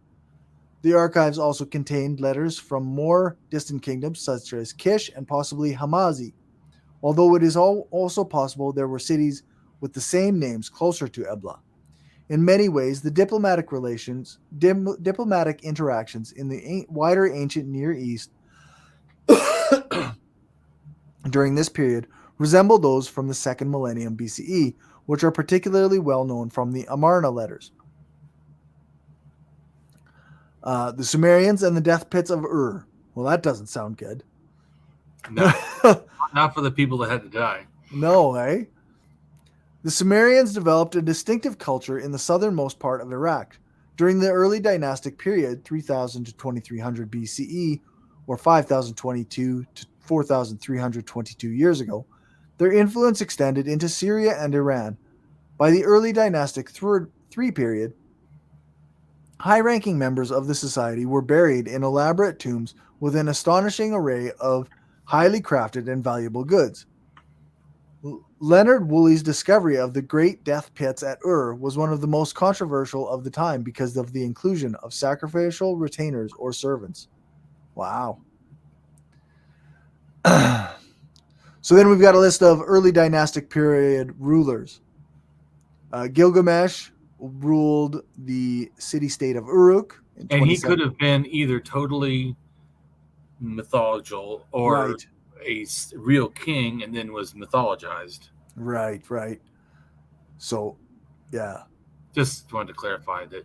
for sure. Again, doesn't mean that totally. Yeah, that's like historical.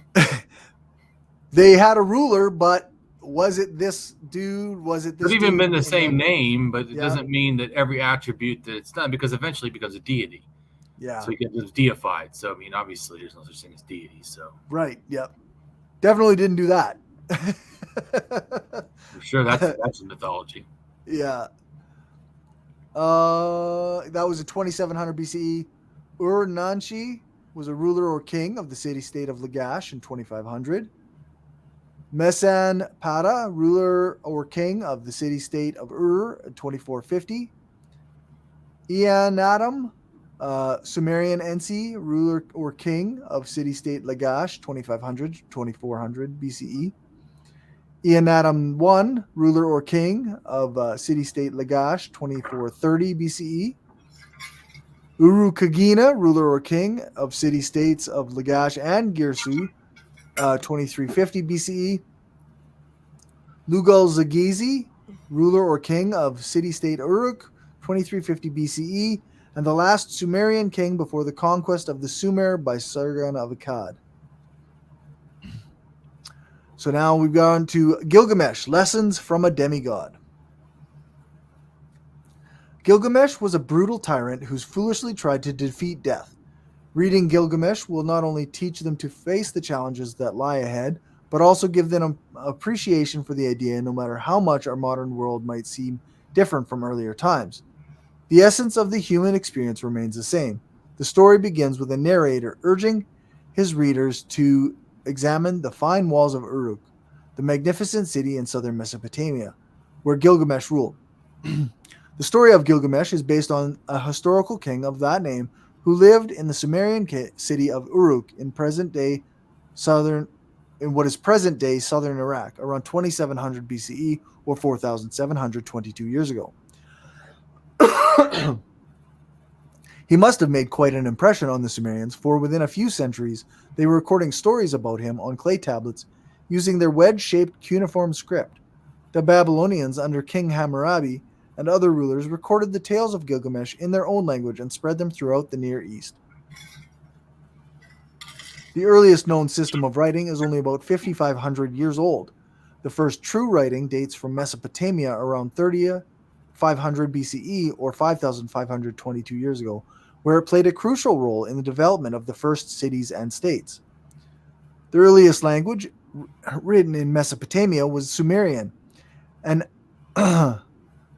agglutinative language isolate. Along with Sumerian, Semitic languages were also spoken in early Mesopotamia. Subartuan, a language of Zagros, possibly related to the Hurul-Artuan language family, is attested in personal names, rivers, and mountains, and in various crafts. Akkadian came to be the dominant language during the Akkadian Empire and the Assyrian empires, but Sumerian was retained for administrative, religious, literary, and scientific purposes. Different varieties of Akkadian were used until the end of the Neo-Babylonian period. Old Aramaic, which had already become common in Mesopotamia, then became the official provincial administration language of first the Neo-Assyrian Empire and then the Achaemenid Empire. The official lect is the Imperial Aramaic. Akkadian fell into disuse, but both it and Sumerian were still used in templates for some centuries. The last Akkadian texts date from the late 1st century CE. And just so people know, there's a lot of texts in colleges or museums or whatever that have not been read. Thousands, 10,000 or something more than that. There's like a lot. Right. So there's potentially in the future, there's more knowledge or at least ideas that could go, and then they can archaeologically try to match them up or figure out. But yeah, there's a lot. One of the pseudo historian things is, oh, they haven't been read, so we don't really know. We know a lot. Right. And here's another clue: is didn't you see them at the Sumerian kings list? Isn't that beneficial? Since half the shit's not on there, not half, but a majority. Some of it. Majority. Some of the stuff is not on there, and some of the stuff that's on there is clearly has to be wrong, right, or exaggerated. So, even if we could read all those things, it's not that we're going to find every truth in those writings. And so I think that alone, just thinking that way is just wrong. Yeah. Early in Mesopotamia's history, around the mid-4th millennium BCE, cuneiform was invented for the Sumerian language. Cuneiform literally means wedge-shaped, due to the triangular tip of the stylus used for impressing signs on wet clay. The standardized form of each cuneiform sign seems to have been developed from pictograms. The earliest texts, 7 archaic tablets, come from the a temple dedicated to the goddess Inanna at Uruk, from a building labeled as Temple C by its excavators. The early logographic system of cuneiform script took many years to master. Thus, only a limited number of individuals were hired as scribes to be trained in its use. It was not until the widespread use of a syllabic script was adopted under Sargon's rule that significant portions of the Mesopotamian population became literate. Massive archives of texts were recovered from the archaeological contexts of the old Babylonian scribal schools, through which literacy was disseminated. Akkadian gradually replaced Sumerian as the spoken language of Mesopotamia, somewhere around the turn of the 3rd and 2nd millennium BCE, the exact date being a matter of debate. But Sumerian continued to be used as a sacred ceremonial, literary, and scientific language in Mesopotamia until the 1st century CE. Libraries were extant in towns and temples during the Babylonian Empire. An old Sumerian proverb averred that, quote, "He who would excel in the school of the scribes must rise with the dawn." Women, as well as men, learned to read and write, and for the Semitic Babylonians, this involved knowledge of the extinct Sumerian language and a complicated and extensive syllabary. A considerable amount of Babylonian literature was translated from Sumerian originals, and the language of religion and law long continued to be the old agglutinative language of Sumer. Vocabularies, grammars, and interlinear translations were compiled for the use of students, as well as commentaries on the older texts and explanations of obscure words and phrases. The characters of the syllabary were all arranged and named, and elaborate lists were drawn up. Many Babylonian literary works are still studied today. One of the most famous of these was the Epic of Gilgamesh, in 12 books, translated from the original Sumerian by a certain Sin-Leki Unanini. Yeah, maybe that's right. And arranged upon an astronomical principle. Each division contains the story of a single adventure in the career of Gilgamesh. The whole story is a composite product, although it is probable that some of the stories are artificially attached to the central figure. The ancient Mesopotamian religion was the first recorded. Mesopotamians believed that the world was a flat disk surrounded by a huge holed space, and above that, heaven. So pause for a second. I got in an argument with this guy, and he asked me, why as an atheist, I was in a flat earth group on Facebook and giving them a hard time about gods. And I said, because the belief you hold was a religious belief. Yeah. Yeah. It's not a scientific belief. It's a religious belief. Yeah. Oh, no, it's not. I'm like, yes, it always has been. In fact, it was part of religion to believe this. Oh, no. I'm like, yes. Right. Yeah. Anyway, sorry. No worries. Always love hearing a story about flat earthers. There's something fascinating about people that believe the earth is flat. Well, I'm just saying, they think that it is some new thing. No, this is an old religious belief. Yeah, for sure. They also believed that water was everywhere, the top, bottom, and sides, and that the universe was born from this enormous sea. In addition, Mesopotamian religion was polytheistic, although the beliefs described above were held in common among Mesopotamians. There were also regional variations. The Sumerian word for universe is Anki, which refers to the god An and the goddess Ki. Their son was Enlil, the air god. They believed that Enlil was the most powerful god. He was the chief god of the pantheon. Ur-Nanchi, also Ur-Nina, was the first king of the first dynasty of Lagash, approximately 2500 BCE, in the Sumerian early dynastic period 3. He is known through inscriptions to have commissioned many building projects, including canals and temples in the state of Lagash, and defending Lagash from its rival state, Umma. Ur-Nanchi is shown using hierarchical proportion in which he is considerably larger than everyone surrounding him. Right, so even in drawing, demonstrating that the hierarchical nature of a king. Right. As a more big dude or big, important person. You get to be really big if you're in charge. Right, exactly. Everyone else is under you. Yeah. So there's certainly not equality. Right. That's why a king can't be good anyways. Yeah. Mesanapata.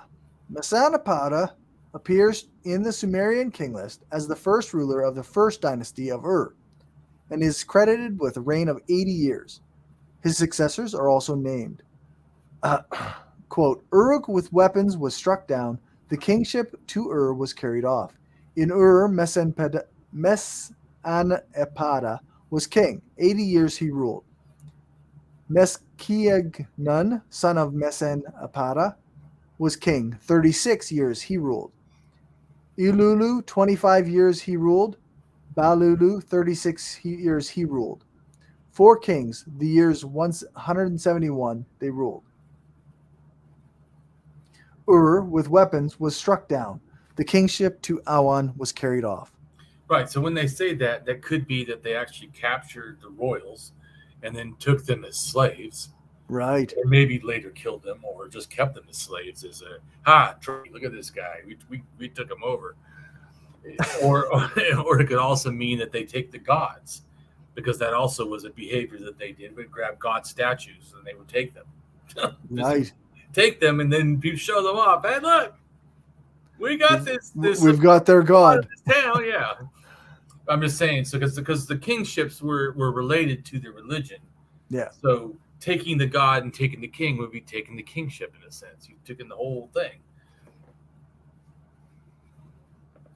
I'm sure it has to do with plunder and stuff too, but I'm just saying it could more specifically relate to that type of behavior. Yeah, makes sense. Mesanapada's tomb may have been located in the royal cemetery at Ur. It has been suggested that the tomb PG 1232 or PG 1237, nicknamed the Great Death Pit, might belong to him. Likely it was slaves and others who were under him in status killed to follow him into the afterlife. And then we have an image that we can probably put in. Yeah, I'll put the image in to show people the death pit arrangement. Yeah, because someone needs a whole bunch of people to die because they die. Yeah, what a great person. Yeah. Not. Yeah, I got to take my slaves with me for some reason. To keep serving you. That's really what it is. So that's even more horrid. Right. Yeah, that's right. They don't even get to have their own afterlife. They've got to serve me, and they got to keep serving you. Like, oh, great. Yeah, that's terrible. Horrid. Okay. Eannatum was a Sumerian NC, ruler or king of Lagash, circa 2500 to 2400 BCE. He established one of the first verifiable empires in history.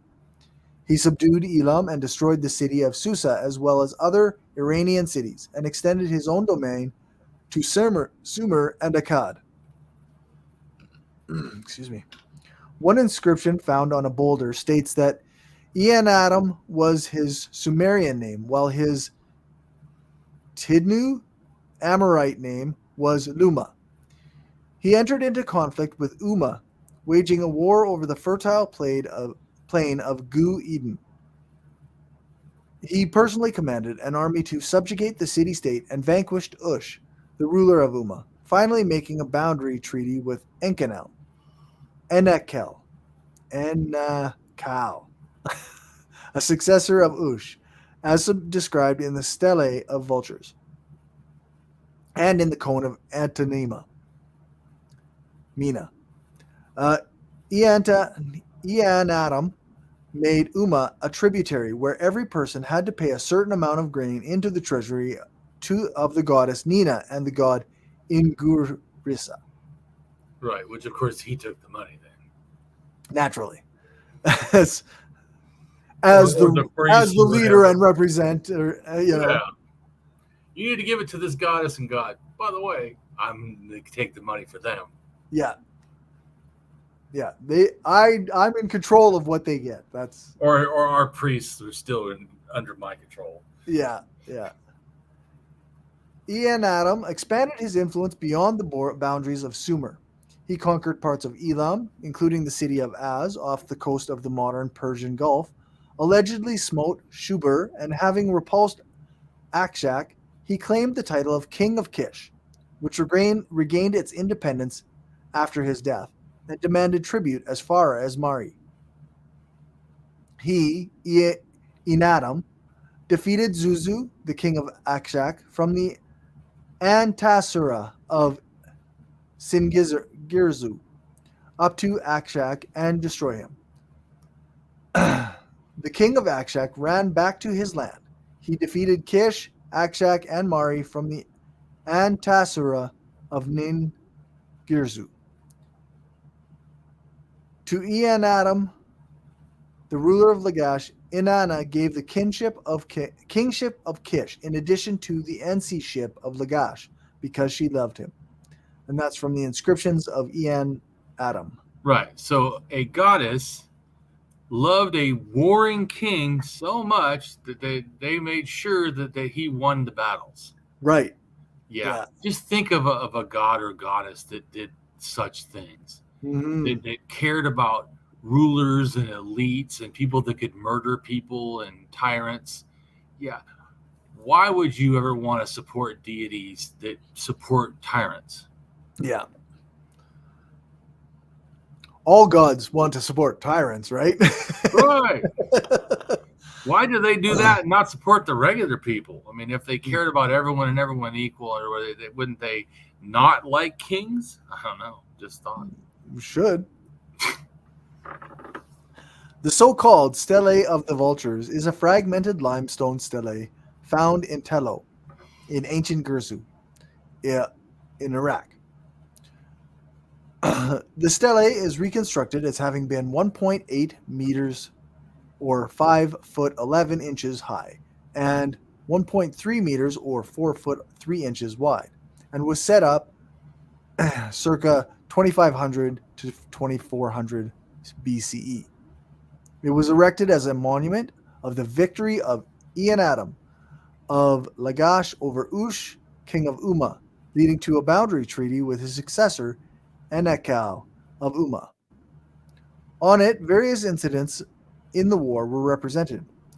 In one register, the king, his name appears inscribed around his head, stands in front of his phalanx of heavily armored soldiers with a curved weapon in his right hand, formed of 3 bars of metal bound together by rings. In another register, a figure, the king, his name again inscribed around his head, rides on his chariot in the thick of the battle, while his kilted followers, with helmets on their heads and lances in their hands, march behind him. On the other side of the stele is an image of Ninurta, a god of war, holding the captive Umates in a large net. This implies that Eanadam attributed his victory to Ninurta, and thus that he was in the god's protection, though some accounts say that he attributed his victory to Enlil, the patron deity of Lagash.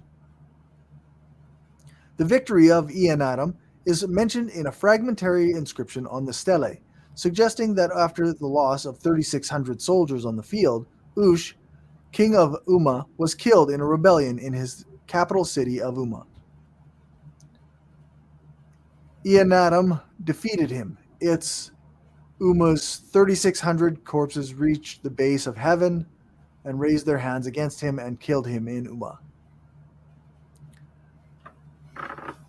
Eanadam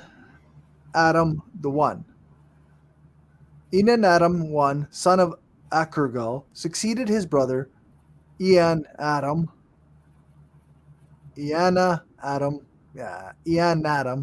as Ensi, ruler of Lagash. During his rule, Umma once more asserted independence under its Ensi, Ur-Luma, who attacked Lagash unsuccessfully. After several battles, Eanadam I finally defeated Ur-Luma. Ur-Luma was replaced by a priest king, Ili, who also attacked Lagash.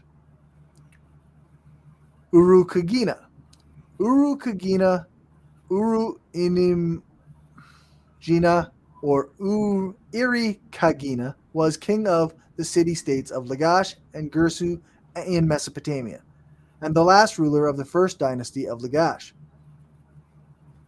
He assumed the title of king, claiming to have been divinely appointed upon the downfall of his corrupt predecessor, Lugalanda. He participated in several conflicts, notably a losing border conflict with Uruk in the 7th year of his reign. Uruk fell under the leadership. So just like now, borders have also been a good thing to involve war. Right. Why an anarchist, we do borders or flags or whatever, all this kind of nonsense, this our land or whatever, that has been nothing but war also. Yep. All these supposed great strides in Western civilization have really been not strides at all. Merely just repetition of the same things that have been going on. Same bullshit. Yeah. And also the same manifest destiny nonsense. Right. Oh, like the God wants us to take you over and kill you. The reason you lost is because you are been given to us by the gods. Right. Which is, obvious nonsense. Obvious nonsense. Like I said, what kind of fucking deities would they be that they worship the murderers? Yeah. Seriously. Yeah, that's right. In the 7th year of his reign, Uruk fell under the leadership of Lugal-Zag-Si, Ensi of Umma, who ultimately annexed most of the territory of Lagash and established the first reliably documented kingdom to encompass all of Sumer. The destruction of Lagash was described in a lament, possibly the earliest recorded example of what would become a prolific Sumerian literary genre, which stressed that the men of Umma committed a sin against Ningirsu. Offense, there was none in Urukagina, king of Girsu. But as for Lugal-Zag-Si, governor of Umma, may his goddess Nizaba make him carry his sin upon his neck. Alternatively, may she carry his sin upon her neck. Lugal-Zag-Si himself was soon defeated, and his kingdom was annexed by Sargon of Akkad. Right, making the last of the Sumerian kings. And then the rise of actually the Semitic kings. Lugal-Zagesi. Lugal-Zagesi was the Sumerian king before the conquest of Sumer by Sargon of Akkad and the rise of the Akkadian Empire, and was considered as the only king of the 3rd dynasty of Uruk. According to the Sumerian king list, initially as king of Umma, he led the final victory of Umma in the generation-long conflict with the city-state Lagash for the fertile plain of Gu-Eden. Following up on his success, he then united Sumer briefly as a single kingdom. Lugal-Zag-Si pursued an expansionist foreign policy. They all did, but go ahead. Yeah. He began his career as Ensi of Umma, from where he conquered several of the Sumerian city-states. Or now in America, they call it nation building. Yes, that's right. We're going to give them democracy. It takes bombs first, but we're going to give them democracy. That's right. I know they wanted communism, but we need to wipe out communism because we support democracy. Yeah, that's right. And we're going to put a head of state that's favorable to the U.S., not one that's favorable to their own country, but it's favorable to us. Yep. But yet we push democracy. Yep. Yeah. This nonsense crap is not new. No, it's repeated all the time, over and over again. Right. If you look at history, most White says all the time, people don't. What'd you say? She's asleep. But something like that, people always forget history or whatever. Thus, they keep making all these errors and similar things they think are brand new, and they're not. Yeah. Yeah. Which is why, like I said, I felt it was so important to do this series. And even though to me it bogs down on shit I don't even give a shit about, I think it is important because it's shit that tells you that this shit's not new. And it's horrid from its conception. Yeah, it really shows it, right? Like, yeah. I mean, a person can say, yeah, history repeats itself or whatever, but you can see, like, we're talking about the same bullshit that's going on now. Yes. No different. And then they also want to see themselves as like what the words they use. He annexed. Yeah. Oh yeah. Yeah. We use that same bullshit term. We annexed Iraq from the thing, and then we put another tyrant in. Okay. Yep, that's right. Yeah, we. It's just America. It's just like Ukraine. No matter what your belief about the stuff, isn't you? I'm not super good on all the politics, but isn't the reason Lewinsky's in there is because America helped annex the the previous president to get one more favorable to us. Yes. Yeah. So, I mean, no matter what else you think, America was already fucking around. Yep. Yeah, exactly. Because an empire is always going to fuck around, right? That's what I want people to get. It's not our anarchist opinion. It's the fucking reality of history. Yeah, that's right. This is why we're anarchists. It's not that we're coming to this. Exactly. Well, I mean, we already talked before, but people can become anarchists for different reasons. Yeah. I'm trying to show, hey, anarchists, we're valid. Yeah. Yeah. Our dislike of authority and hierarchy, valid. Our dislike of the state, valid. Our thing of the governments have always done war and oppression, valid. Right. Expansionism is common, valid. Yep. Okay. I think we only got one page left. Great. Although his incursion into the Mediterranean was, in the eyes of some modern scholars, not much more than a successful raiding party, the inscription marks the first time that a Sumerian prince claimed to have reached what was for them the western edge of the world. Later, Lugal-Zagsi invaded Kish, where he overthrew Ur-Zababa, Ur, Nippur, and Larsa, as well as Uruk, where he established his new capital. He ruled for 25 or 34 years, according to the Sumerian king list. Lugal-Zagsi claimed in his inscription that Enlil gave to him all the lands between the upper and lower seas, that is, between the Mediterranean Sea and the Persian Gulf. When Enlil, the king of all the lands, gave the kingship of the land to Lugal-Zagsi, he justified eyes of the land. He made all the lands throw themselves at his feet from the rising of the sun to the setting of the sun. He made them prostrate before him. Oh, totally for equality. Yeah. Mm-hmm. Makes them bow down to him. Yeah. Totally. Yeah. What they do that now. People worship. Even the Democrats that think they have such an enlightened view, they worship leaders. I just find that vile. Yeah. Yeah. But even gross. Me, also, to me, not just throw them out. Besides the Republicans, are to me just vile in general. Yeah, like we don't actually have to talk about them, right? Because they're just bad. Yeah, well, I consider them scum and ghouls. So. Right.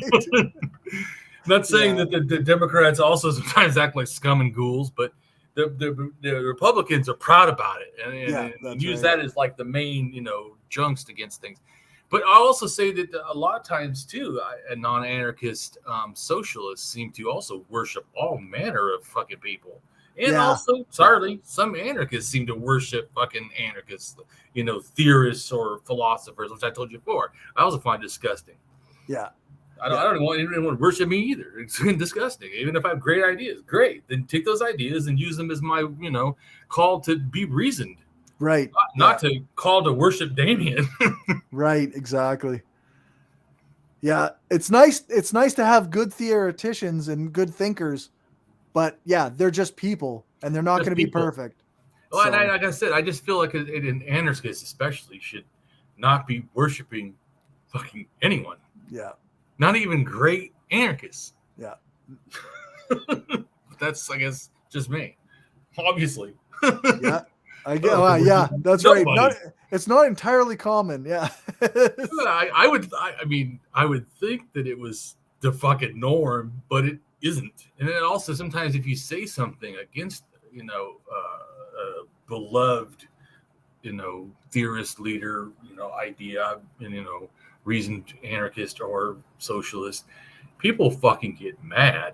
Oh, yeah. Yeah. Or immediately start defending them like, wow, and you think that MAGA has a cult problem. Right. Yeah. Yeah. Not saying they don't. They're fucking cult. But anyway. Holy shit. Lugal-Zagsi himself was in turn defeated, and his kingdom was annexed by Sargon of Akkad. According to later Babylonian versions of Sargon's inscriptions, Sargon of Akkad captured Lugal-Zagsi after destroying the walls of Uruk and led him in a neck stalk to Enlil's temple in Nippur. Sargon, king of Akkad, overseer of Inanna, king of Kish, anointed of Anu, king of the land, governor of Enlil, He defeated the city of Uruk and tore down its walls. In the Battle of Uruk, he won. Took Lugal-Zaydsi, king of Uruk, in the course of the battle and led him in a collar to the gate of Enlil, from the inscription of Sargon, old Babylonian copy from Nippur. Sumer city-states. Many historians think that cities and towns were first formed in Sumer around 5000 BCE or 7022 years ago. Nomads moved into the fertile land and began to form small villages, which slowly grew into large towns. Eventually, these cities developed into civilization of the Sumer. This land is often called the cradle of civilization. As Sumer villages grew into large cities, they formed city-states. This is where a city government would rule the city as well as the land around it. These city-states often fought each other. They built walls around their cities for protection. Farmland was outside the walls, but people would retreat to the city when invaders came. There were many city-states throughout Sumer. Some of the most powerful city-states included Eridu, Bad Tibura, Shurupak, Uruk, Sippar, and Ur. Eridu is thought to be the first of the major cities formed and one of the oldest cities in the world. Sumerian rulers and government. Each city-state had its own ruler. They went by various titles such as Lugal, En, or Ensi. The ruler was like a king or a governor. The ruler of the city was often the high priest of the religion as well. This gave him even more power. The most famous king was Gilgamesh of Uruk, who was the subject of the Epic of Gilgamesh, one of the world's oldest surviving works of literature. In addition to the king or governor, there was a fairly complex government, with officials who helped organize city building projects and keep the city running. There were also laws that citizens must follow or face punishment. The invention of government is often credited to the Sumerians. Each city-state also had its own god. In the center of each city was a large temple to the city god called Ziggurat. The Ziggurat... like a pyramid, just people know. Right. Ziggurat looked like a step pyramid with a flat top, where the priest would perform rituals and sacrifices. That is the end of our script for today. Right on.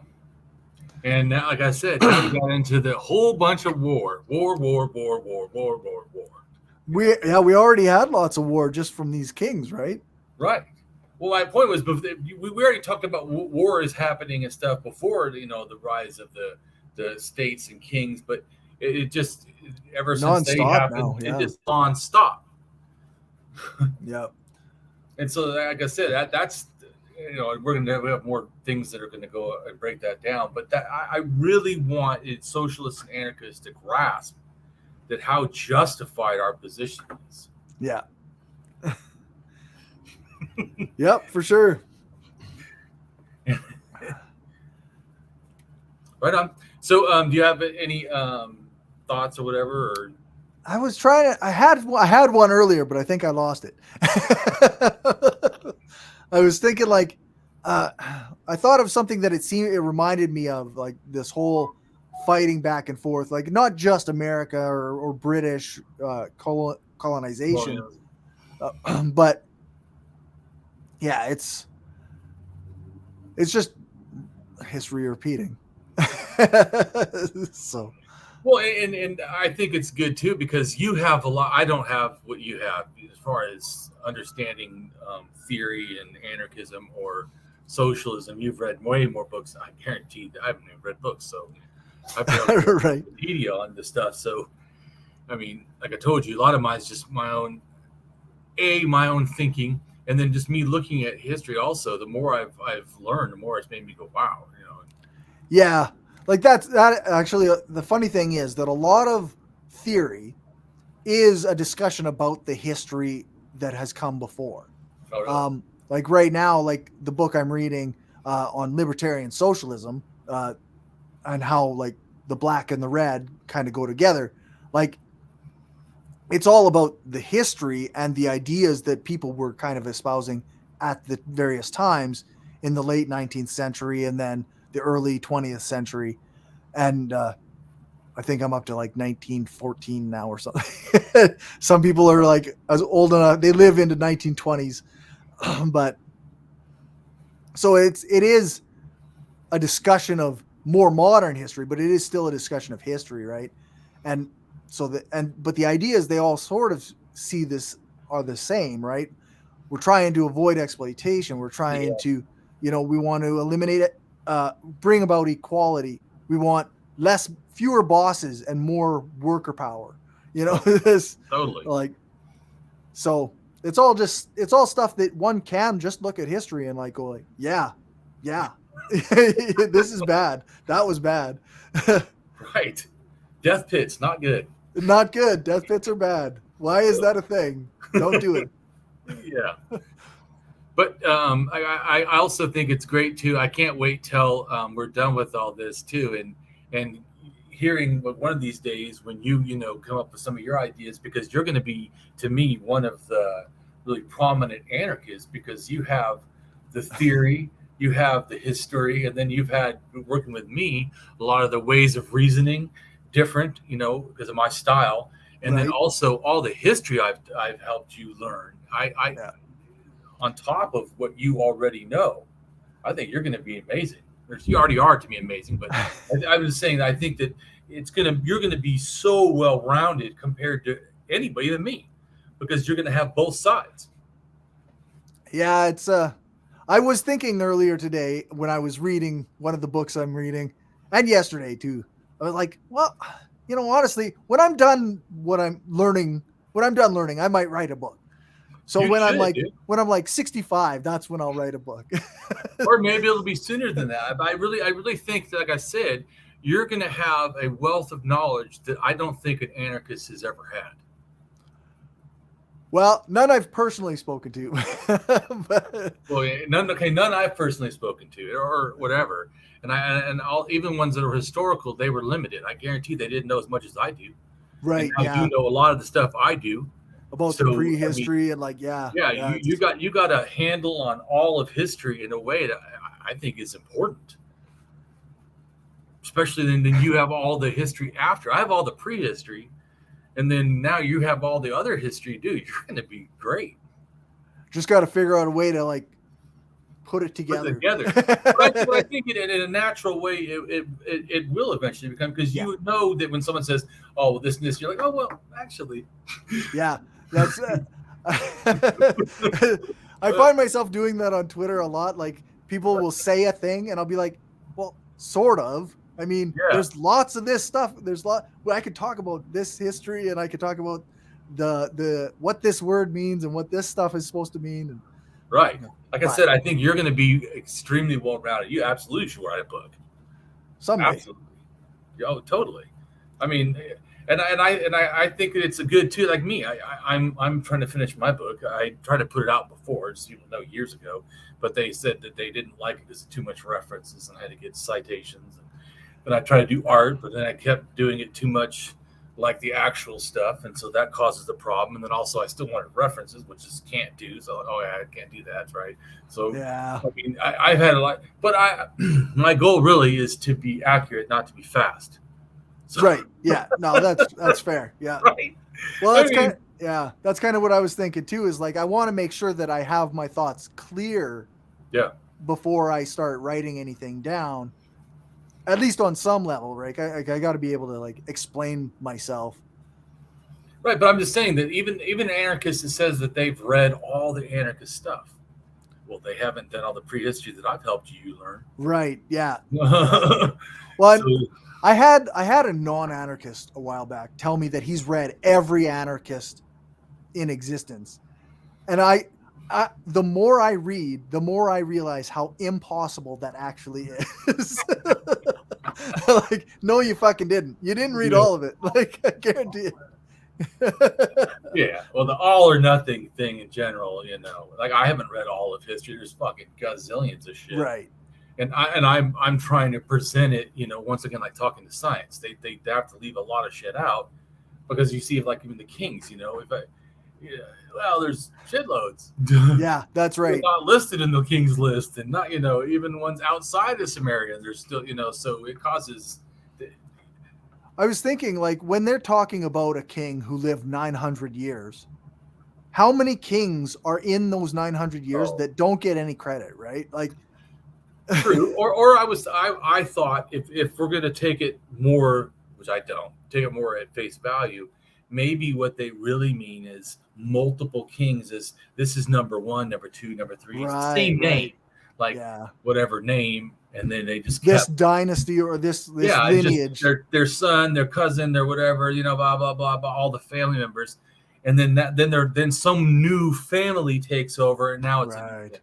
I'm not saying that's what it is, but I'm just saying that that's one. Yeah, that's one. If you want to look at it as being somewhat trying to be accurate, maybe that's the issue that we're receiving, is that it's not one person but one family. Like so the crime family, in New York or something.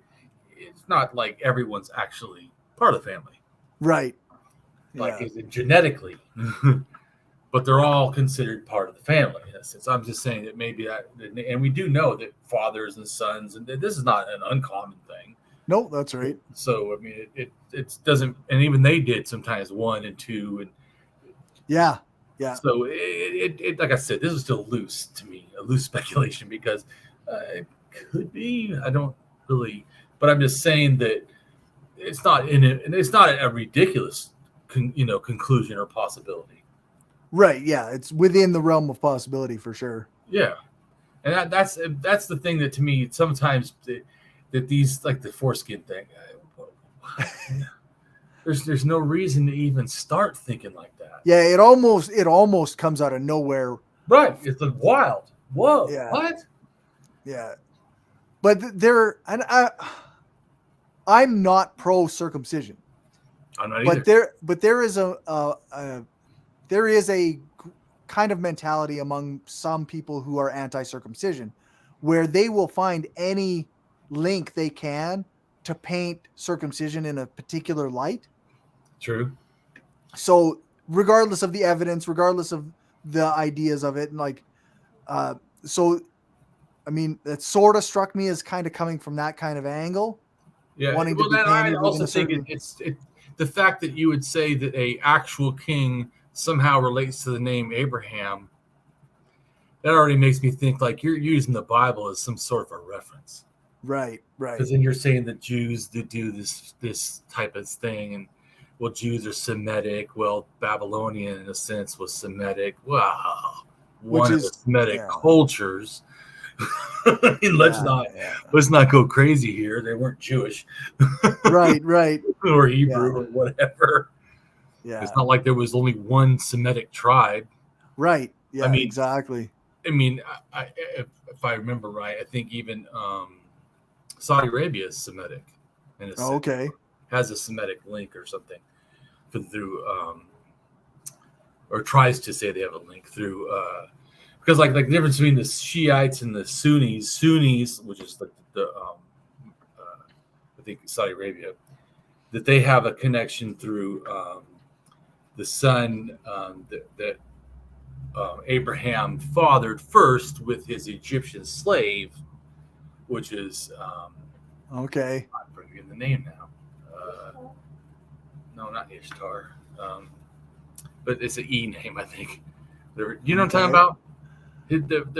Abraham has 2 sons, right? So the second one I think is Jacob or something. I don't claim to remember every fact of the Bible. It's been a really long time since I talked about the Bible. Yeah. So I knew I can't think of it right now. But anyways, but they have it through the son from the Egyptian slave. Oh, okay. Right? And then his wife eventually, at supposedly, I think it's like 46 or 70 or something, I can't remember now, gets a child, which is impossible. Right. 70. Yeah. But gets a child, and then she wants the other son and slave woman to leave. Right. Doesn't want him to, even care about it. And that's not his son. So they go out in the desert, so like Saudi Arabia or whatever, and then supposedly that's how. And then if I remember right, the Shiites see themselves as coming through the Prophet Muhammad. Okay. Like genetically or whatever. So they. So they feel they have like historical reason to be the caliphs or whatever, or the spiritual heads of Islam, because they say they're from the Prophet Muhammad. Blessed be his name, whatever. And then the Saudi Arabia says, no, we do because we have original Semitic Even farther links. back. Yeah. Okay. Right, to Abraham or whatever. Ishmael. What is that? Isaac? Isaac is the other one. No, Ishmael. Okay. I'm talking about I'm talking about the one that's to the supposed Egyptian slave. Okay. Yeah. I Woman. don't know. But anyways, I'm just saying. Yeah. So it's that kind of. So my point is, though, I'm just trying to say is that they're Semitic in a sense, or Right. relate to that, or thought to relate to that, or believed to be related to that. I don't know their DNA exactly. So Right. Yeah. It's hard to be like, yeah, this entire group of people is that. I'm not claiming that at all. Well, because I do claim some stuff stronger, but I've actually researched it. Right. I pretty much, it goes after 4,000. Damien's like, yeah, don't really. I haven't done that work yet. Yeah, when it goes above 5,000, now we're talking more of my language. Right. So Yeah. I don't, and that's why I try to tell people. They think it's weird because they think, oh, that's when history starts. Right. I wanted to figure out how the fuck we got there. Right. That is what my whole thing was. Why is that where history starts? Yeah. So it's not that I was like, history, I'll stop now. It's all true. Yeah. No, it's just that my goal was that everyone seems to focus on history. I really wanted to focus on prehistory, and because, like I told you, when I first became an atheist, I did it all on my own, just like my anarchism in a sense. Right. I was in college and I read some books. And wow, what the fuck? Religion's bullshit. Gods aren't real. I can't believe it anymore, especially because of the stuff on Satan. The fact that Satan, the serpent, Lucifer, in a sense, all different things. That blew my mind. Right. And I told I was kind of wishy-washy, but I told my mom that especially Lucifer was not anything to do with the devil or whatever. Nothing. Zero. Right. Totally mistranslation. It's the king of Babylon. And my mom was like, oh, no. And I said, oh, yes. It's even in your Bible concordance. So she looked up in her Bible concordance that she had, because she had like 15 Bibles. And she found it. What I said was accurate. That this says that it's a mistranslation. It has nothing to do with Satan or devil or whatever. And she goes, well, I'm going to keep believing it. The moment she said that, I became a hardcore atheist. Right. Because what I heard was the cognitive dissonance. I now know, but it scared me. I thought, holy shit, I don't want to be like that. Right. Yeah. I don't want to physically, just like I was saying about that guy. I told him about the circumcision. I gave him reasons why it can't be. His conjecture is false. Yeah. So the moment that I saw someone just keep welcoming the fantasy, I was like, whoa. Okay, that's not good. I don't want to be like that. If someone shows me the truth, I want to be willing to see it. Yeah, for sure. And so I became a hardcore atheist from that moment, not because of reading Dawkins or Hitchens or anybody else. Right. I went to Hitchens and Dawkins after I kind of determined that I didn't believe first. Right. And then I went and I read those guys kind of to see what their thoughts were on it. Right. I read those guys because everybody kept talking about them. Yeah. And so I wanted to know what the hell they're talking about. I thought, well, they're kind of good, but I certainly don't feel any worship like it seemed like everybody else is like.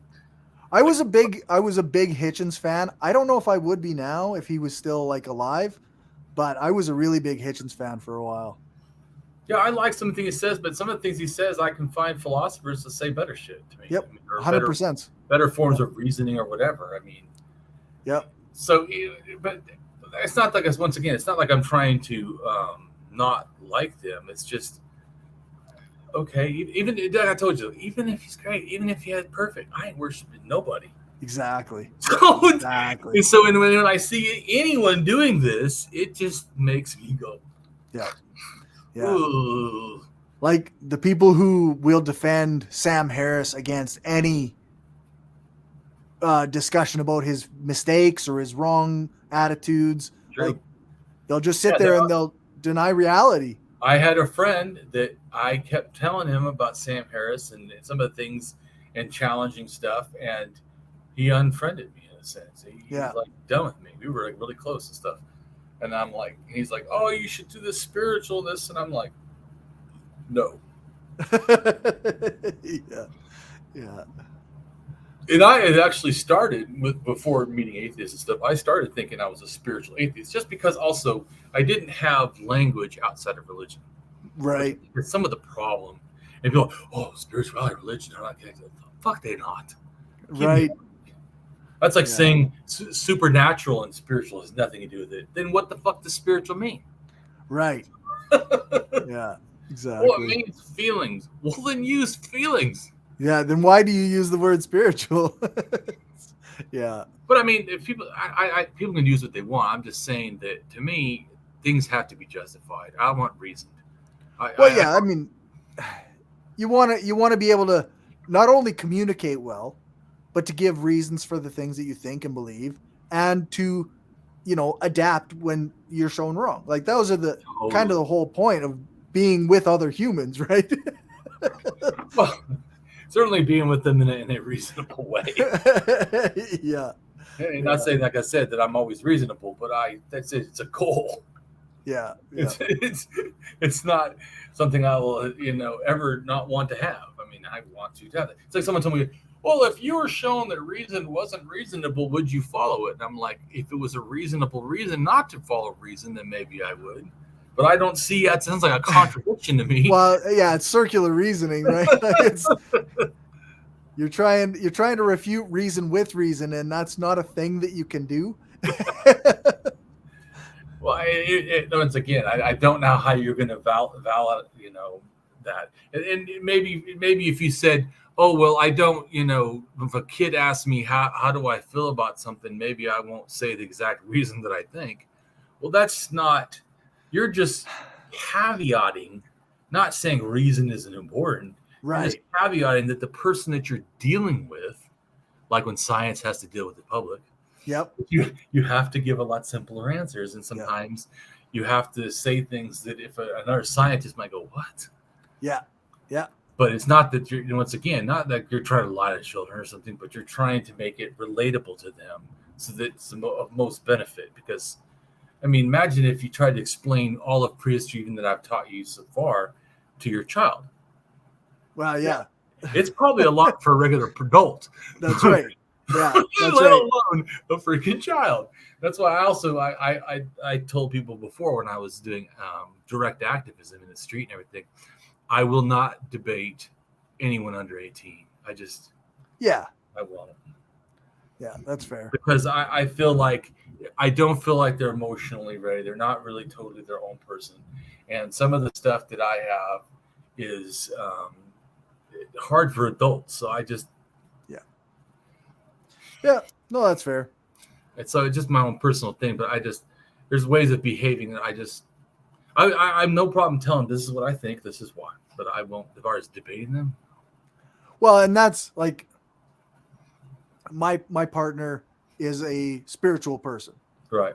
And her daughter, who is 7, also has beliefs of a spiritual kind. And right. I don't try to argue with her about them. Like I just say, well, I don't believe that. And that's what I would do. And that's what I've said to people before. And they're like, oh, I would tell everyone everything. I go, sometimes it's not right to just do that. I also, well, I said this before, that everyone thinks that because I'm such a strong, atheist and anti-religionist, that I must not have anyone that's a friend that's religious. I don't have problems with that. As long as you don't try to tell me that shit is real, or argue with me. If you do, then there's going to be a problem. Yeah. But certainly, like I told you, I don't do that with children. If a 7, 8, 10, 12-year-old came and said that, I tell them this is what I believe. Yeah. One of these days when you can read my blogs, maybe you'd be changed when you're older. Yeah. Or like the other day, I tried to explain evolution to the kids, and you still have to kind of be like, hey, this is kind of a succinct, dumbed down version of what evolution is. Right. Like, this isn't the whole thing. This is just what I'm telling you. Right. But I think that's because we're valuing, at least, for me, I know I value my humanity more than just trying to be right all the time. Yeah, that's right. Yeah. I put a value on that itself. That's why I told you my behavior, how I behave, which, like I said, is probably more important for someone like me as a sociopath, who my behavior can be inappropriate very quickly, to have a very strong way of holding myself accountable to my behavior. Right. And which is probably why I'm now, as an adult, not fucking raging in jail and all kinds of fucking problems. Because I hold myself to a standard, and there's things that I just go, yeah.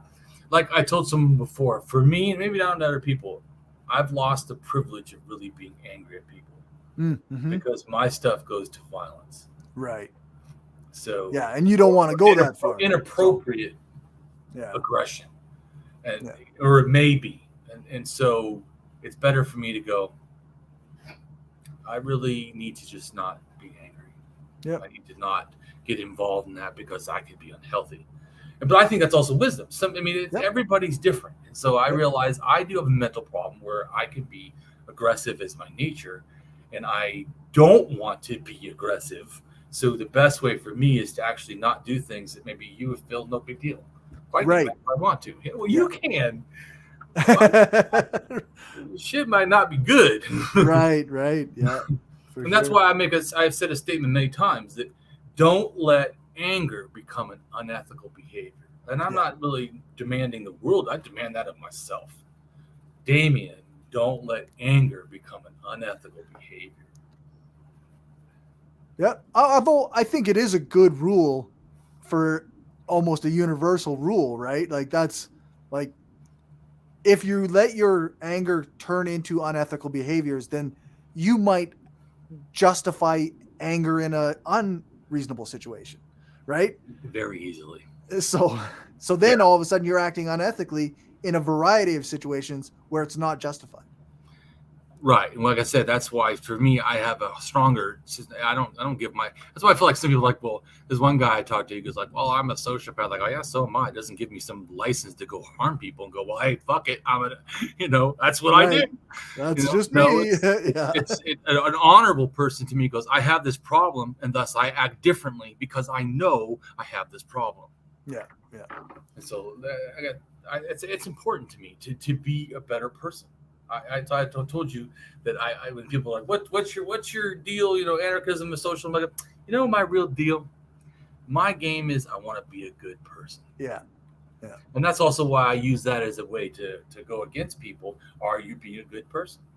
See, I can say yes, even with failures and problems. I can say yes because I have all these great standards of how to be a good person. Yeah, that's right. So, I am actually trying my hardest to be a good person. Exactly. And I've heard a lot of people say that, I can't even imagine you're a sociopath or imagine that you have all these issues. I'm like, that just means I'm doing a good job. I am trying my hardest. And I feel it's an honor to me that I have tried my hardest. And that's why I tell people, that I have no problem saying you should follow my life, not because I do always the great things, but that you should also adopt a thing that you put high standards in your character. Yeah, that's right. In your behaviors, period, all the time, not when it's situationally acceptable to you, but all the time. Yeah, as a way of life. So, if we all did it, it would be better. Right. Well, I think if I was taken to court, could I be found guilty of a life lived in love? And so I try to gear my behavior that it's more loving.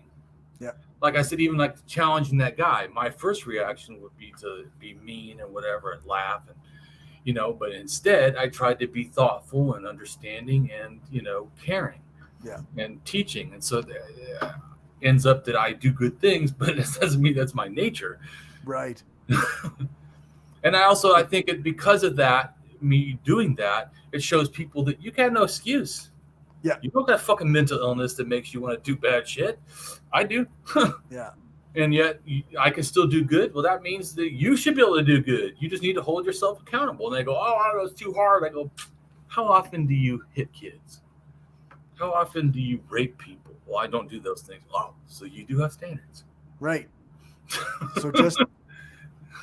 So you could apply stronger standards of your behavior throughout your life. Yeah. You just choose not to. Yeah. And often because it's easier not to. It's we can justify it. Oh, I had a reason to. Yeah, that's right. Yeah. Being mean is commonplace. Yeah. That's why I talk so much about being kind. Yeah. And say how heroic it is to be kind, because being kind in an unkind world is fucking hard, but it's valuable. Yep. Which is why I think that anarchism is would be a lot of work. Yeah, who the fuck ever said it was easy? Right. Yeah. Nobody's pretending that this is going to be the simplest, easiest way to do things. It's the honorable way to live life. Yeah. It doesn't mean it's the easiest. It's the right way. Yeah. Well, it's right because it's honorable, because it helps and benefits the majority of people. Yeah, that's right. So, anyways, I really enjoyed, as always, talking to you, and for sure, I think that we're really doing what I want, which is really exposing why statism is not a good thing, and that how important that the anti-hierarchy is. Yep, for sure. So I really appreciate your help in all this. I appreciate the opportunity. I love doing this.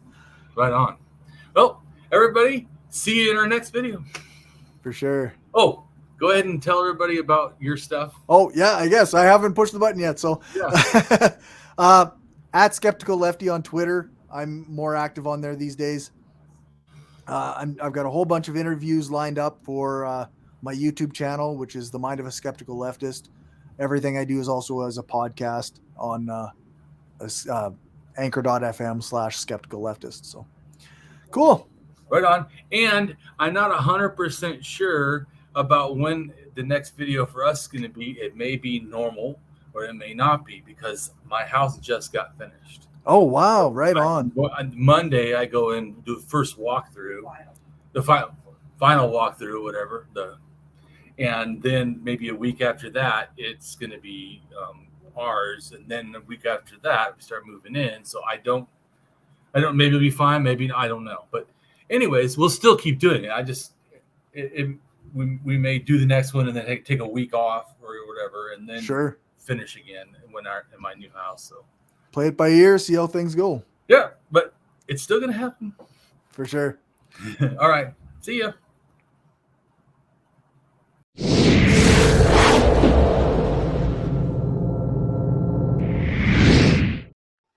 Hello, and welcome to my channel. I am Damien Marie AtHope.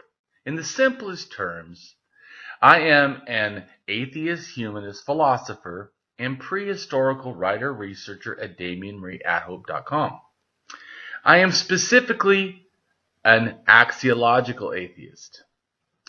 An axiological atheism can be thought to involve ethical and value theory reasoned and moral argument driven apatheism, agnosticism, atheism, antitheism, antireligionism, secularism, and humanism. Axiological atheists can be understood as a value theory or a value science atheist. As an axiological atheism's ethically reasoned and constructive pro-humanity. I am an axiological thinker, value theorist.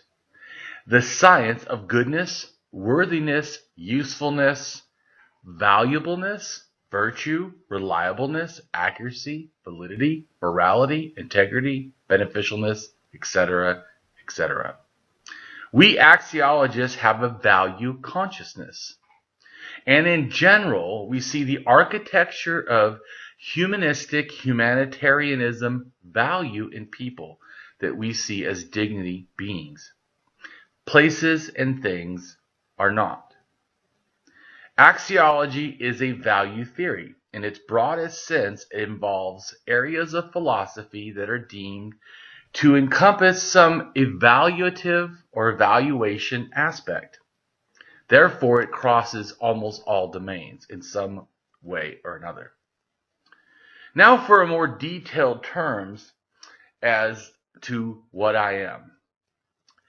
I am an axiological atheist, an anti-theist, an anti-religionist, secularist, humanist, rationalist, writer, artist, poet, philosopher, advocate, activist with schooling in psychology, sociology, as well as I am an autodidact, self-taught in science, archaeology, anthropology, and philosophy. I promote science and am against pseudoscience, pseudohistory, pseudomorality, things that are found in religion.